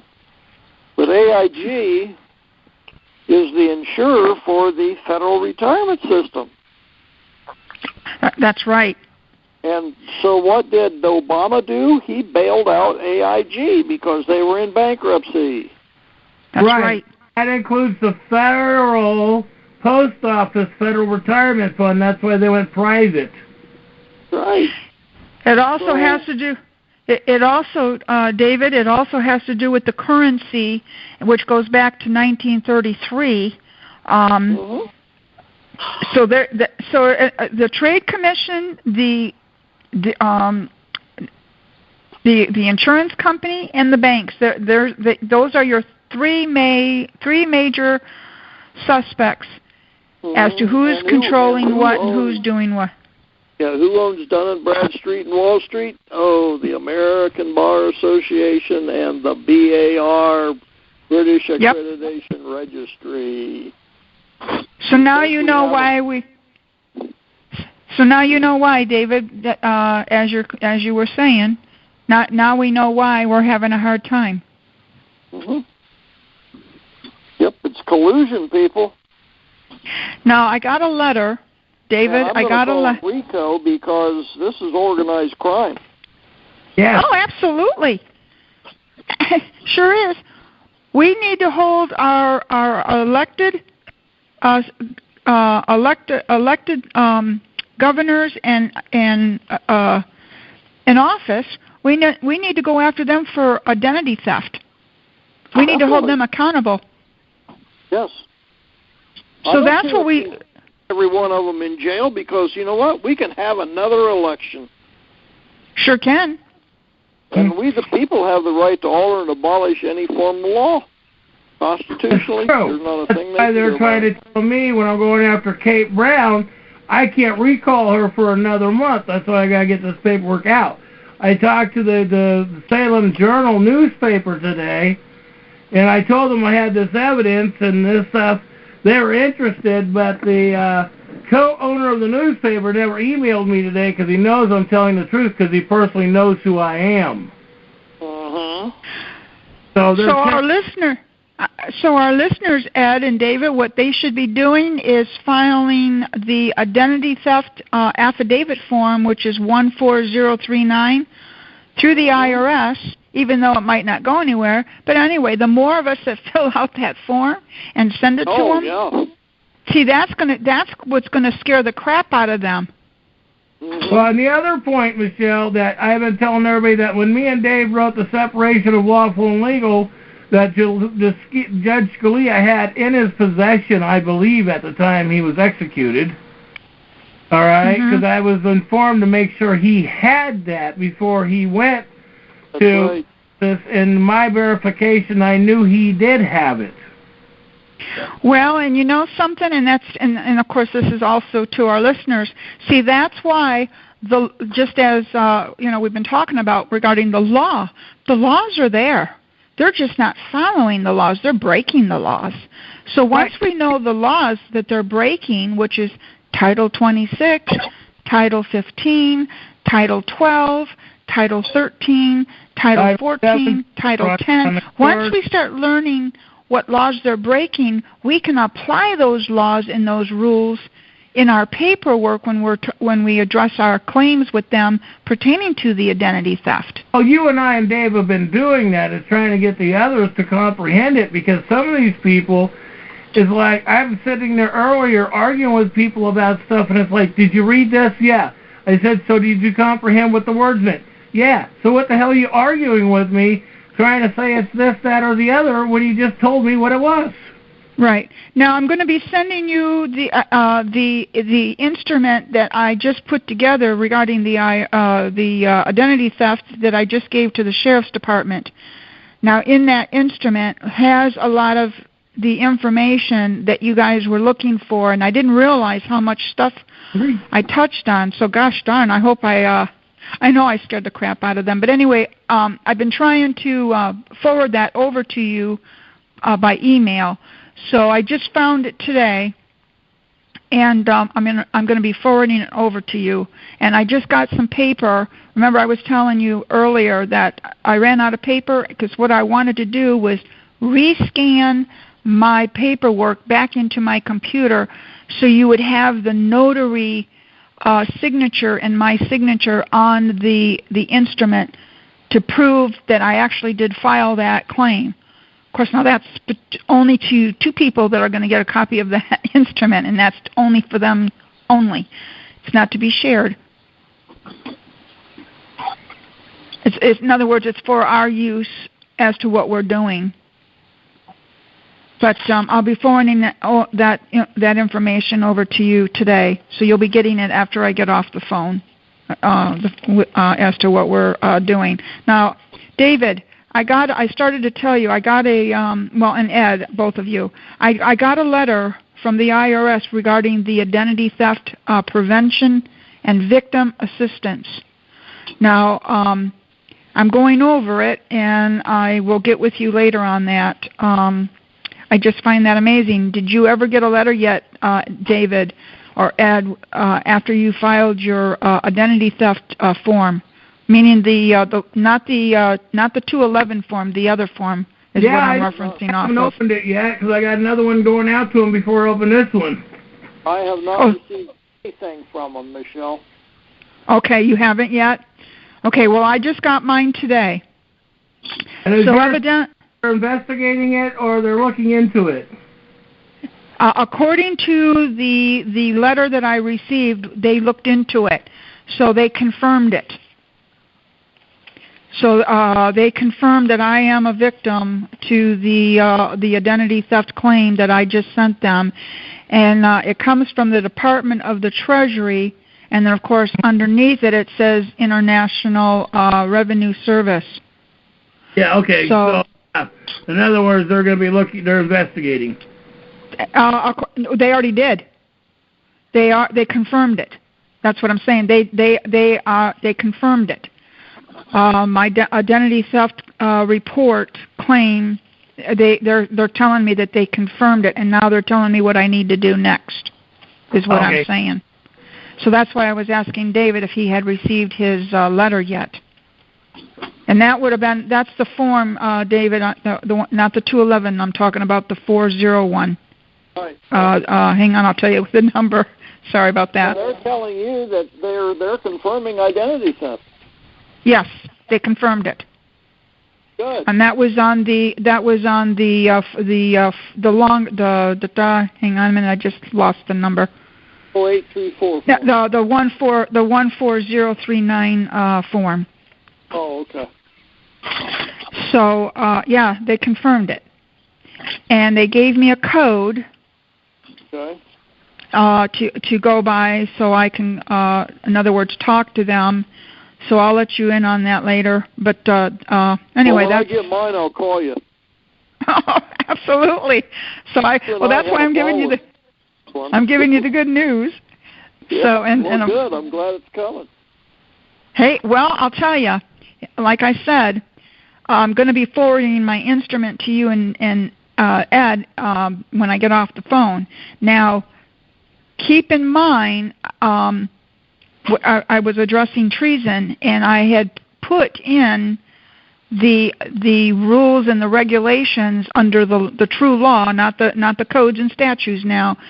And I actually was addressing them, and I was claiming that they committed identity theft. And I was also referencing off of the law firms that how they're going about stealing these homes through terrorism acts, which has to do with it through identity theft. And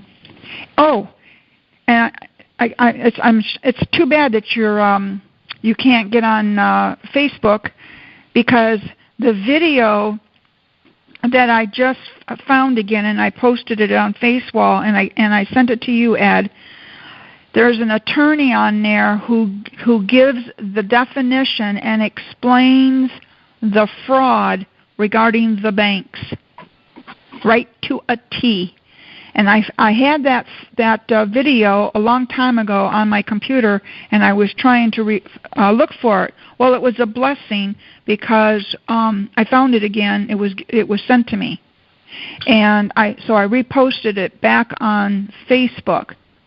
The good news is this attorney, and I believe he is from Florida, if I'm not mistaken, or I think he's from California. He has what he's doing is he's educating the attorneys, because they don't know this. He's educating the attorneys what the banks have done and how that plays out pertaining to the currency and the non-currency, like what you and I discovered, David. Yep. So what he's doing now is he's teaching. Basically, he's teaching them what I put in my paperwork that I'm going to be sending to you, that I gave to the sheriff's department. So he's teaching them now the facts, the true facts, how we were deceived from the very beginning when we sat down with those lawyers thinking we were doing the right thing. So basically what he's saying is he's telling you in that video how the banks committed fraud and how they committed fraud upon you. It's an awesome video. He even tells you how they put you on the stock exchange. He talks about the birth certificate, how that plays in. So he's in other words very honest. Oh my God, I'm surprised. I wouldn't be surprised if he's been shut down for what he did.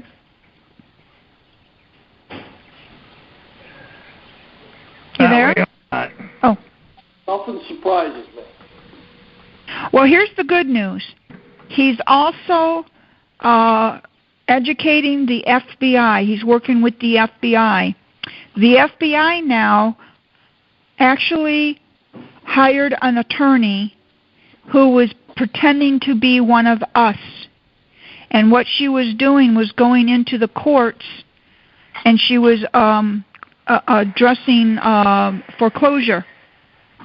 And she found out it's called the doc. I don't know if you've heard of this term, but it's called the doc or the doc firm.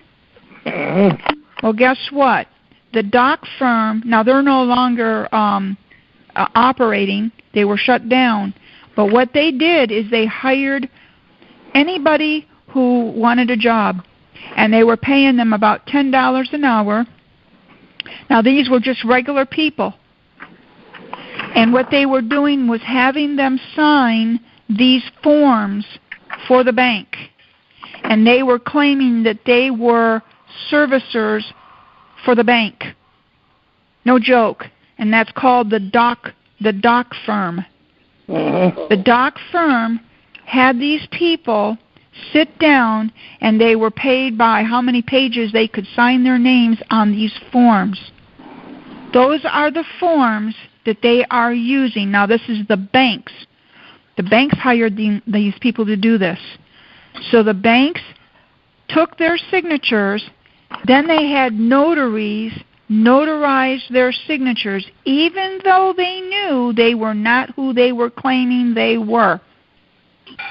Notarize these forms.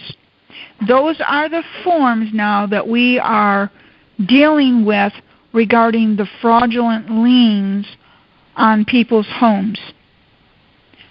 Now, I just gave you a big piece of the puzzle how these courts now are committing, and these law firms, how they have deceived the people and the United States. Now, if that isn't a form of treason, I would be speechless if somebody thought that it wasn't.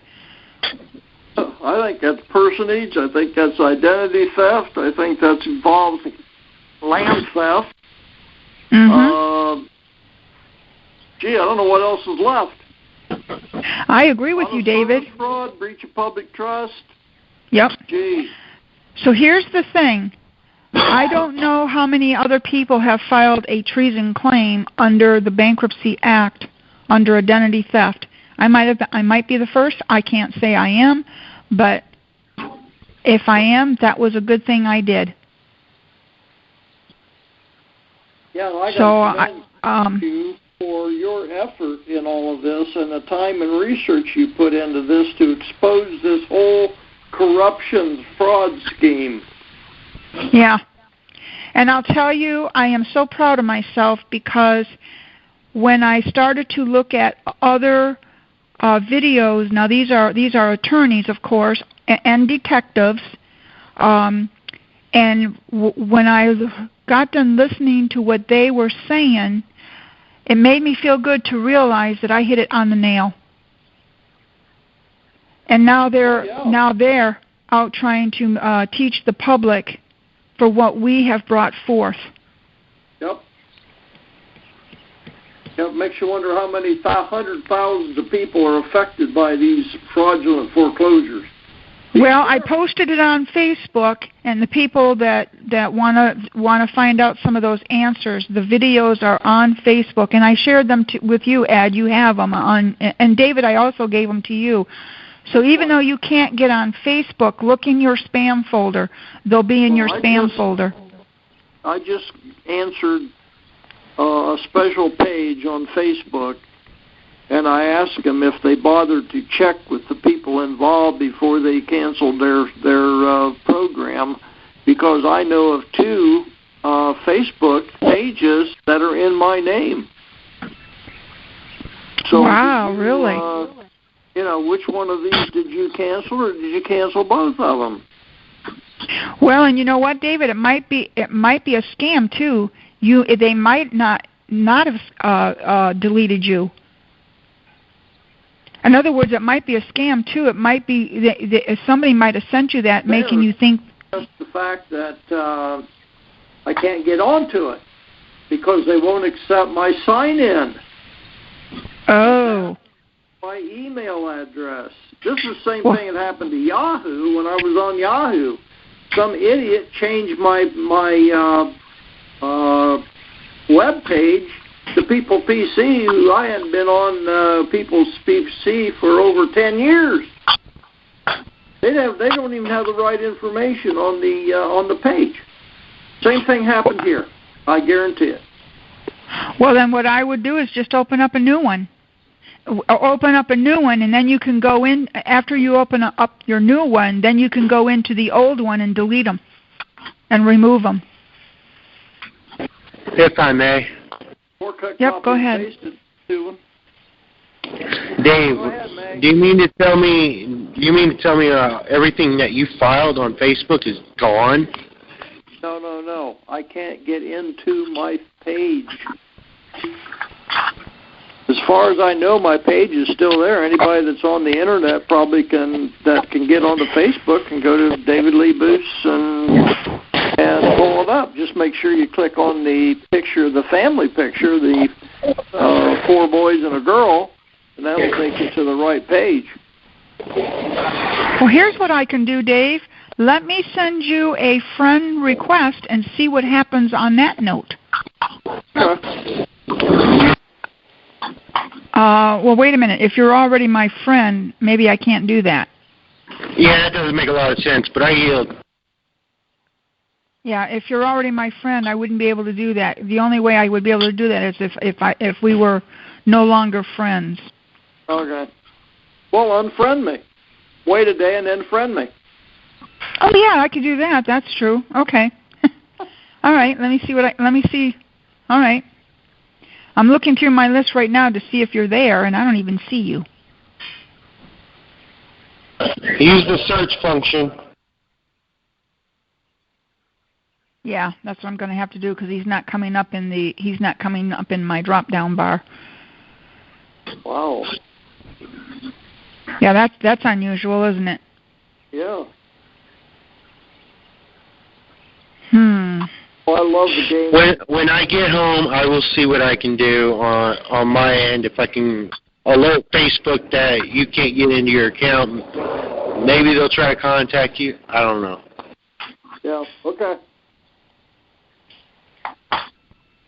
But the ETA on that is probably about 5 or 6 in the morning, Pacific time, because I'm at work and I'm just waiting right now at TIA, Tucson International Airport, for my hire, which is already prepaid. Anyway, I yield. Okay. Anyway, what was I going to say now, doggone it? Well, we were talking about Facebook. Yeah. And I forgot it. I forgot what I was going to say about it. I know. I accused them, their customer service department. That's what I meant to give to Toasted. Contact their customer service department to call them, for them to call me, and let's talk about this. Find out who it is that actually screwed it up. Well, it's a possibility that somebody found out your password and now they're in other words, they're pretending they're you. Well, keylog hackers. All this confusion happened when I got my new phone from TrackPhone, and I went to set up my accounts on TrackPhone. So I would not suggest that anybody ever buy a TrackPhone, because it's the biggest piece of garbage on the market. If I may, Dave, I want to offer some information. Lately, what's been going on is these keylog hackers have been duplicating SIM cards and taking that, and then once they've done that, they've got full access to you. And I yield. Oh, Dave, so it's quick question for you, Dave. Did you read the contract on the TrackPhone and see who's the tracking company? I'll have to look it up. A TrackPhone is a tracking company, so you sign a contract to have them track, and they get to decide who you're allowed to have contact with if you didn't read the fine print. Well, the thing of it is... doesn't matter what the thing of it is. It's a private contract with a private phone company, and that's the way they look at it. Okay. Fine. That's good to know. Well, see, everybody goes, oh, my constitutional rights. Well, if you don't put it in the contract, then you don't have them. I've had the same phone company for 35 years. All right? The company has changed over 3 times. Same contract. My original contract with the same phone company 35 years ago stands. Because I've never accepted their terminology, and I've had questions with them over years, and they don't question me. Well, you know what else I discovered, too, because I had acknowledged Michael C. School as a friend on Facebook, and I had to just redo it again because somehow we got separated as friends. Oh, interesting. Yeah. So, in other words, somehow I discovered that we were no longer friends, and I had in other words, so he sent me another friend request, and I acknowledged it. So we'll see now where it goes. Okay. But you're coming up now, Ed. I see you. I do see you. Okay, so you are coming up, David. Let me see. I'm going to send you a message and see if you get it. Michelle, go ahead and accept my friend's request as Thomas Young's, too. What was it called again? Thomas Young's? Thomas Young's. Okay, I see you. I'm confirming you right now. Okay, I just confirmed you. I appreciate it. I also yield. I'm yielding, too. I'm giving whoever wants to speak. All right, David, I sent it to you. A message. I'll see what I got. Okay. I know they changed the password and the email address. They had to, because I checked the paperwork that I filled out when I joined them. I'm giving them the right information. It's just not registered. Here's what I'm discovering, too. I'm discovering my friends that want to, in other words, friend requests. A lot of them are lawyers. Not only are they lawyers, they're also public and elected officials using Facebook as something else, about you. Yeah, we know that. I get lawyers' requests all the time. Or they're friends with a lawyer, either way. Mm-hmm. Hey, well, you know what? I kind of take that as a compliment. Because if we have lawyers that want to... I want my percentage when they win the court case. I don't take it as a compliment. They're only doing that so they get information to win cases. And they don't have to do the research. That's right. So I want my percentage. That's a good point. I want my percentage. Screw that crap. I don't give a shit about God and the Bible and all that shit. I want my percentage. The root of all evil is money. They live by it, and they tell me I'm not supposed to. I can live by it. Well, that's a good point. I didn't ask to. In other words, they're taking our information, and they're taking our information because, like you said, we did their homework for them. Mm-hmm. But what I meant is I took that as a compliment as to us knowing.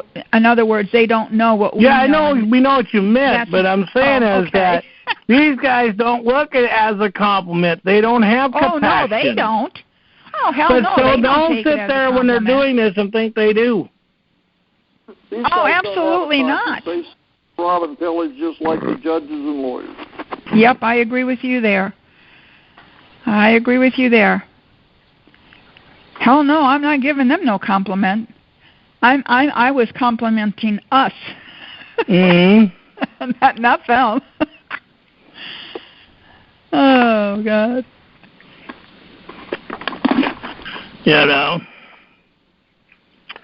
Well, I find it interesting with all these people trying to say, well, what about the national debt? And we're in debt. Well, I'm not in debt. I didn't borrow money.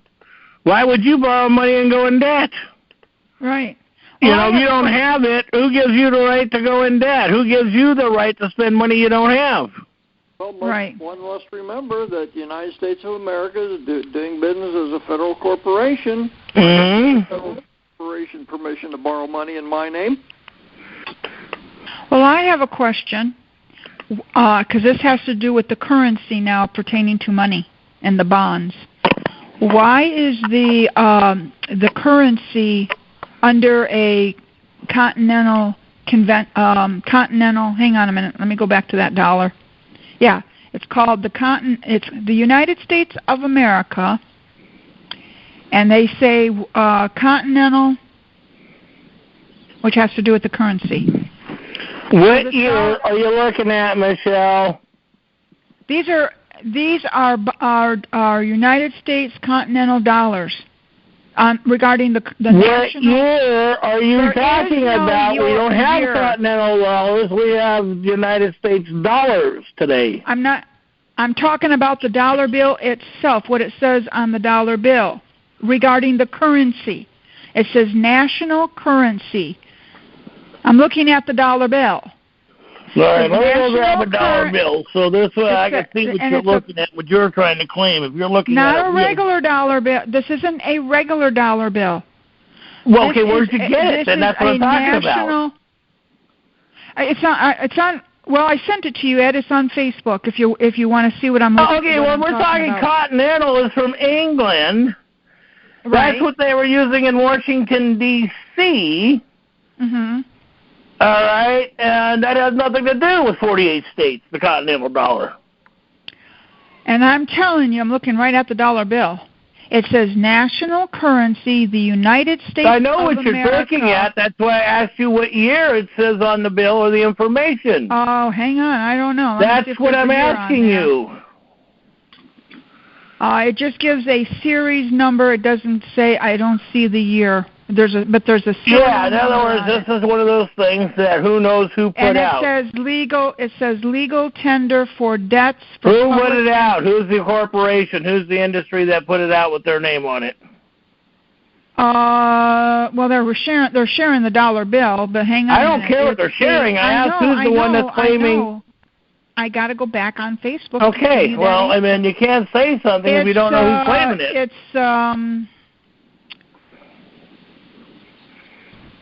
shoot. Federal Reserve note. No, she's saying it's not a Federal Reserve note. That's why I'm trying to break it down to what year that she's claiming this thing is by.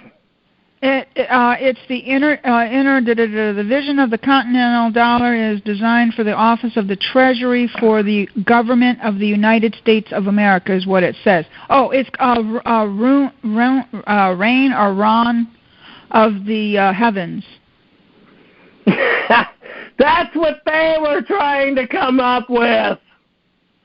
So are you telling me that they took a copy and somehow they fabricated? They're trying to create their own dollars, what they're trying to do.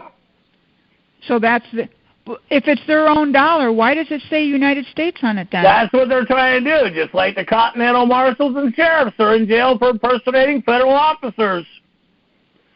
It won't be wow, so are you telling me? Go ahead, I'm not Dave. telling you anything. Use your mind. Go ahead, Dave. Plain and simple, Michelle, it's counterfeit. Don't use it. Oh, absolutely, it's counterfeit. No, that's not what I was getting after. They were posting a picture of the front and the back of the bill. Right. So what they're doing is they're playing trickery then. So they're trying to say because it says United States on it.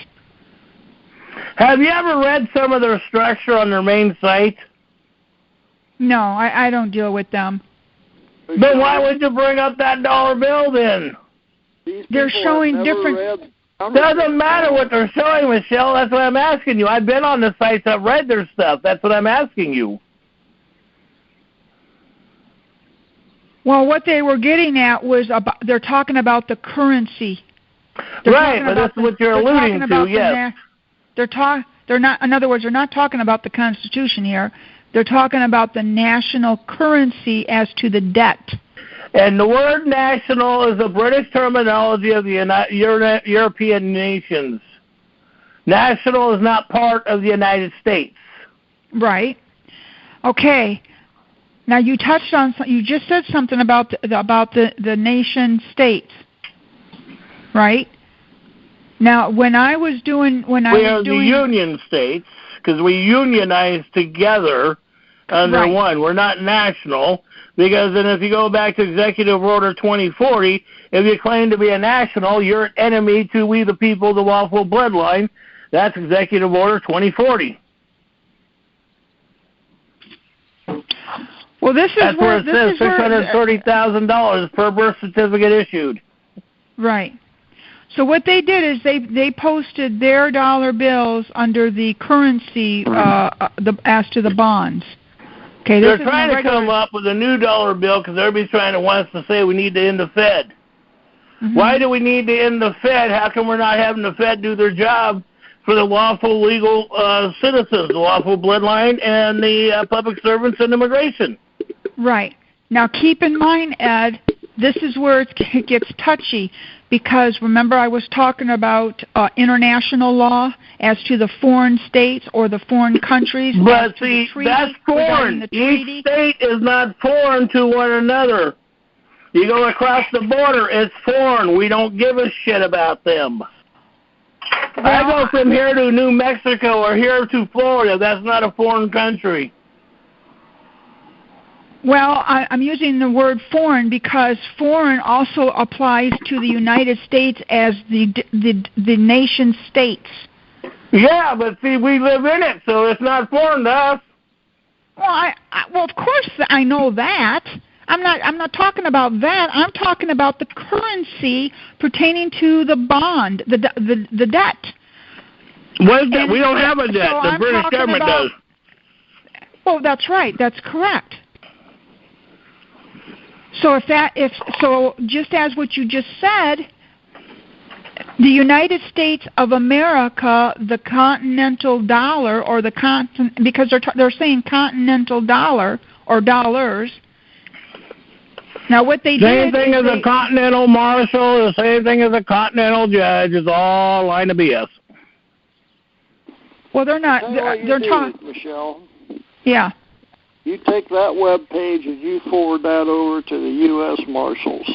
Mm-hmm. And you see how quick those boys get arrested. because it is a law. You do not dare take a picture of a United States dollar. Oh, that's a good point, David. You bet it is. So are you telling me that if you were to take He's not telling you anything. He gave you a thought. We don't tell anybody to do anything. Let her finish, Ed, please. Okay. So I was trying to respond back to his statement. So what you're saying, David, is if I was to take a picture of a dollar bill and post it on the internet, that would be a crime. Is that what you just said? You bet your sweet Bippy. Wow, I didn't know that. And that's where people get in trouble. They don't know. They don't but take the time to look up the law to see how that applies. That is the same as counterfeiting. The minute you take a picture of U.S. currency or gotcha. Fitting. Yeah, I see. Oh, I see now. Oh, yeah, that you are on that note. Yes, I could see now where you're coming from. Because somebody could take that just forward it over to the U.S. Marshals and FBI. Hey, I got something for you here. Go check this out and throw these bums in jail for counterfeiting.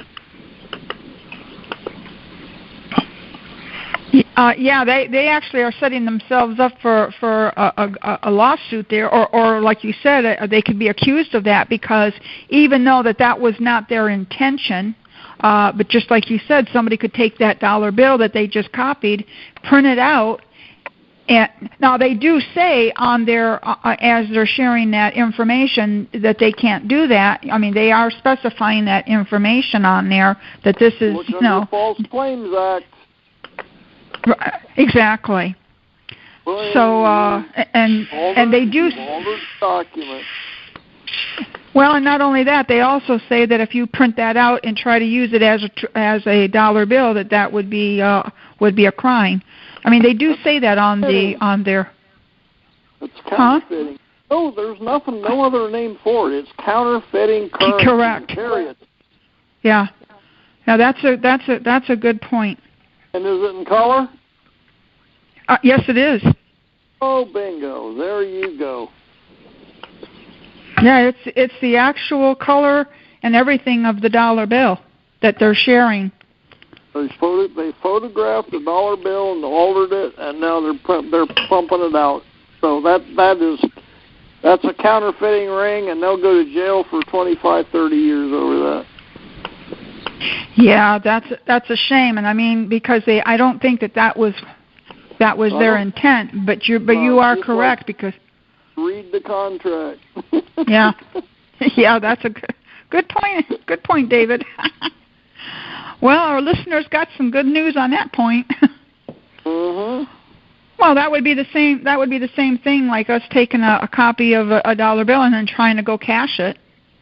Yeah.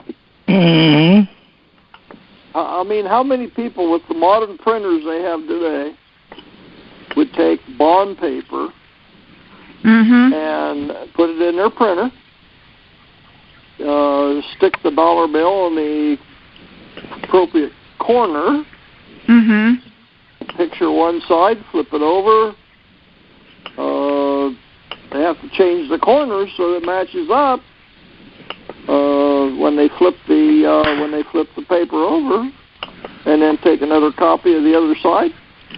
Then cut it out and say, oh, gee, this is a new currency. So they then wrinkle it up a little bit so it looks like it's been used a few times. They slide it right on by the teller. Well, I do know as a cashier, although most people aren't trained in that, but I do know when you feel a piece of paper and then you feel a dollar bill, there is a difference in the texture. That's why I say use bond paper. It's almost identical. Oh, wow. Yeah. That's why we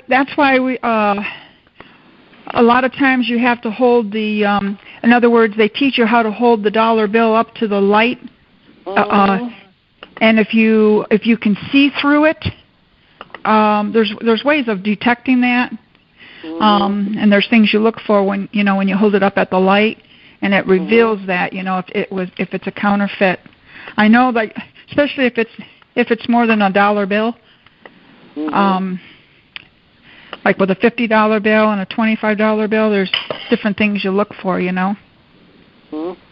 It's amazing. I mean, they could probably counterfeit $1 bill easier and quicker and pass it than any of the other money, because nobody cares about a counterfeit $1 bill.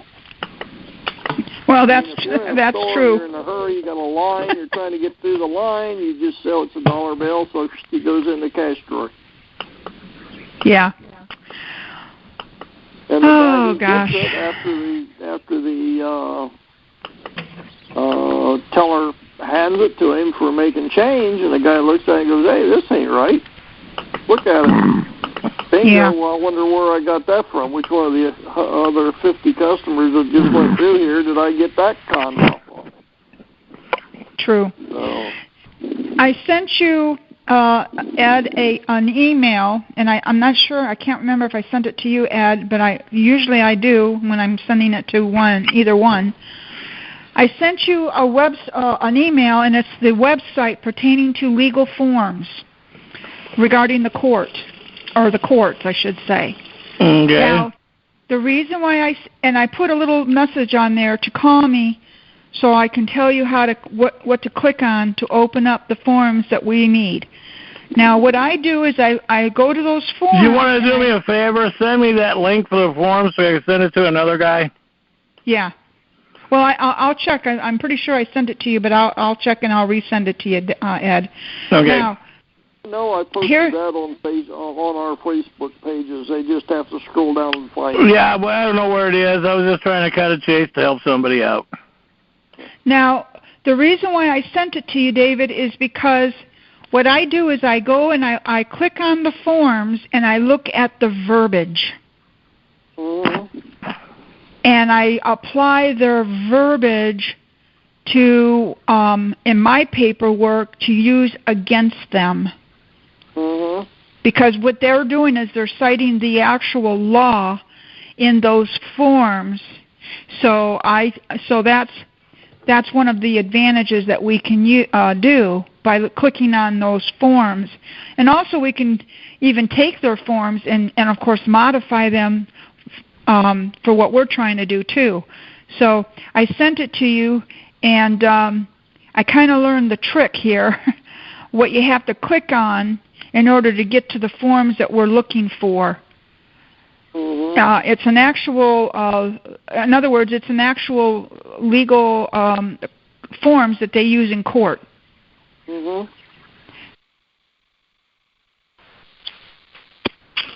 anyway, I just wanted to let you know.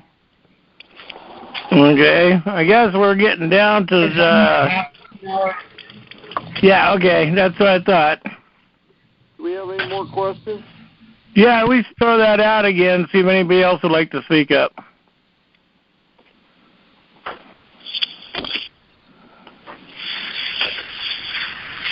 Well, I'm anxious, Michelle, to see that new $1 bill that you're talking about.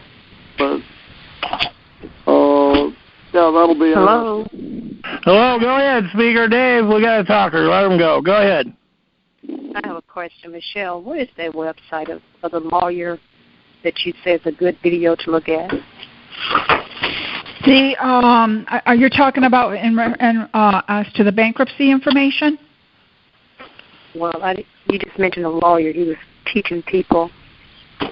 Yeah, I don't know. It's on. If you go to my Facebook, my wall, which is Michelle Christensen, you'll see.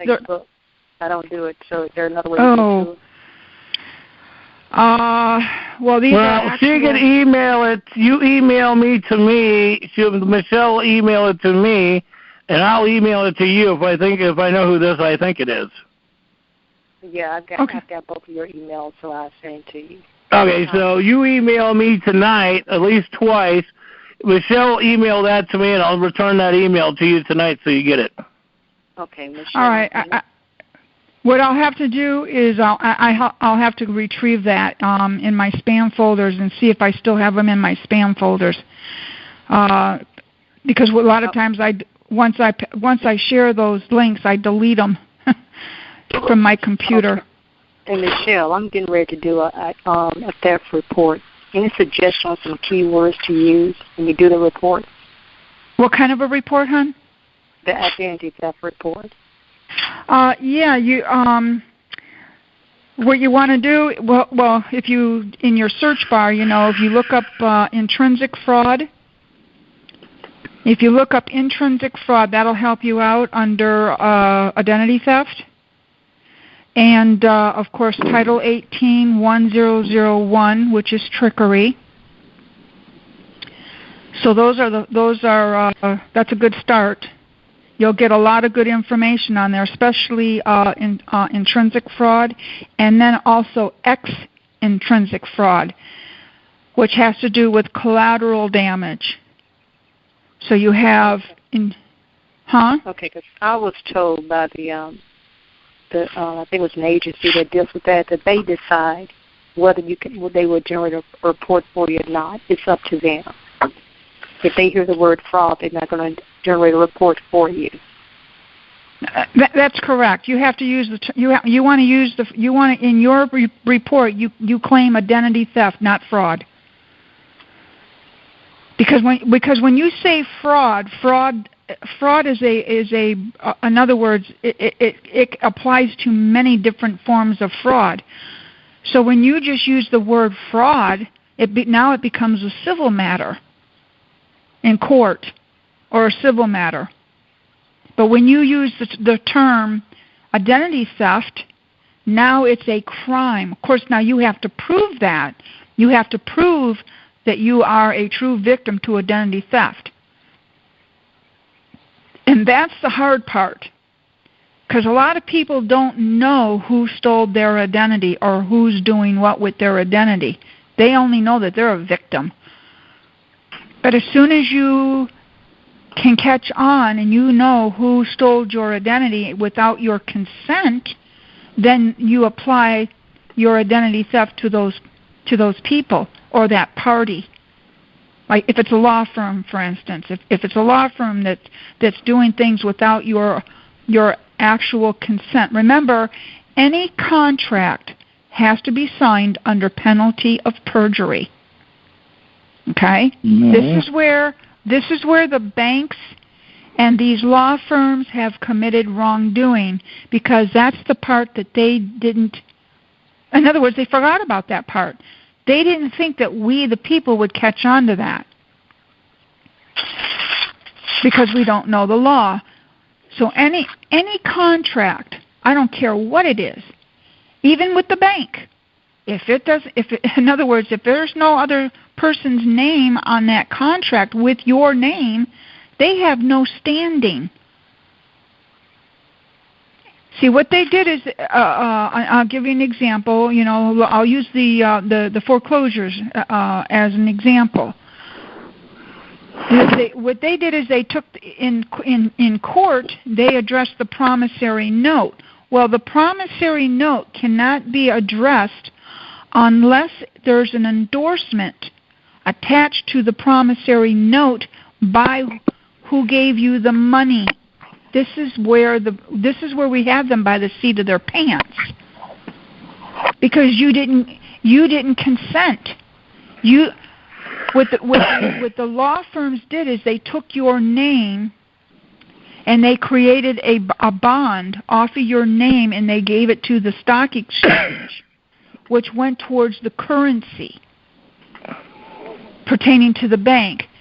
And what they did is they gave you a promissory note. The bank did.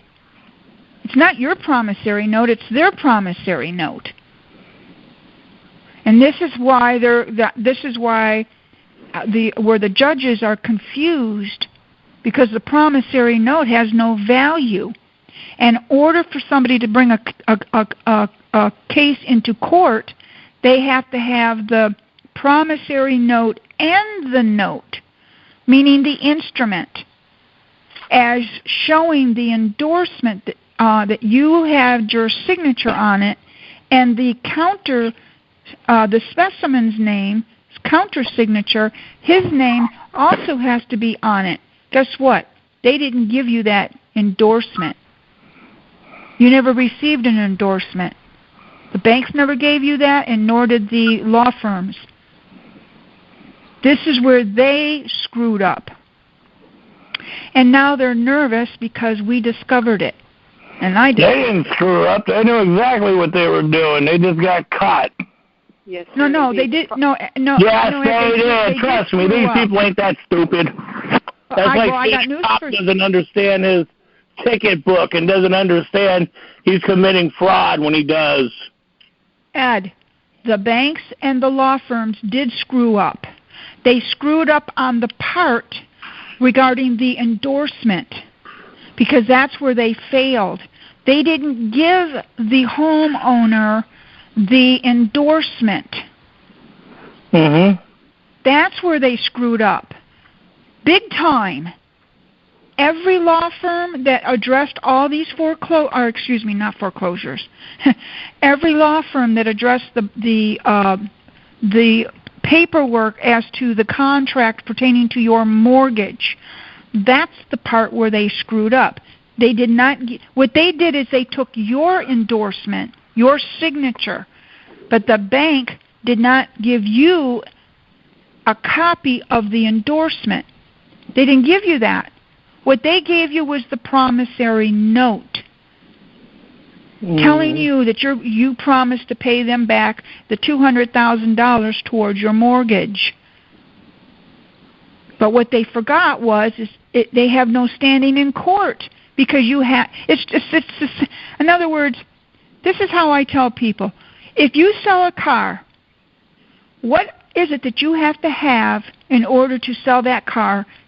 To give it to the new owners, you have to have the title and a copy of the insurance policy.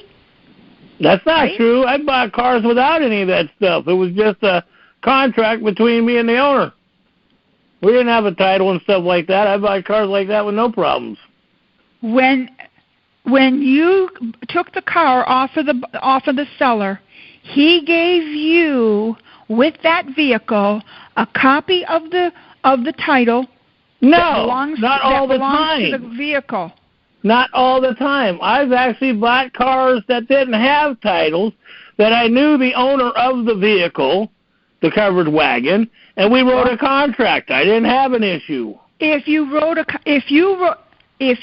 out a personal contract between you and the seller, owner, who was the original owner at the time of the vehicle.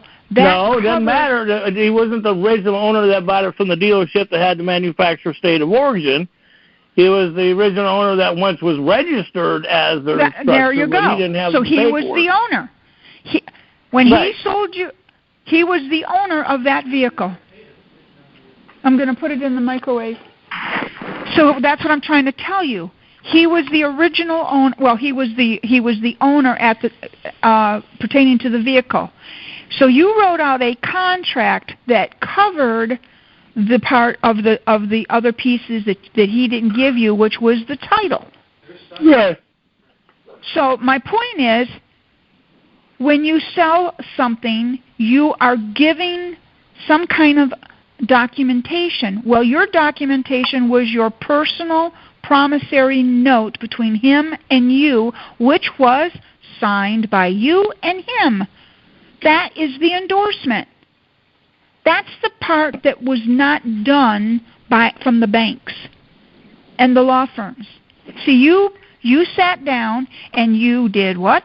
You signed your name and he signed his name on the instrument pertaining to the contract.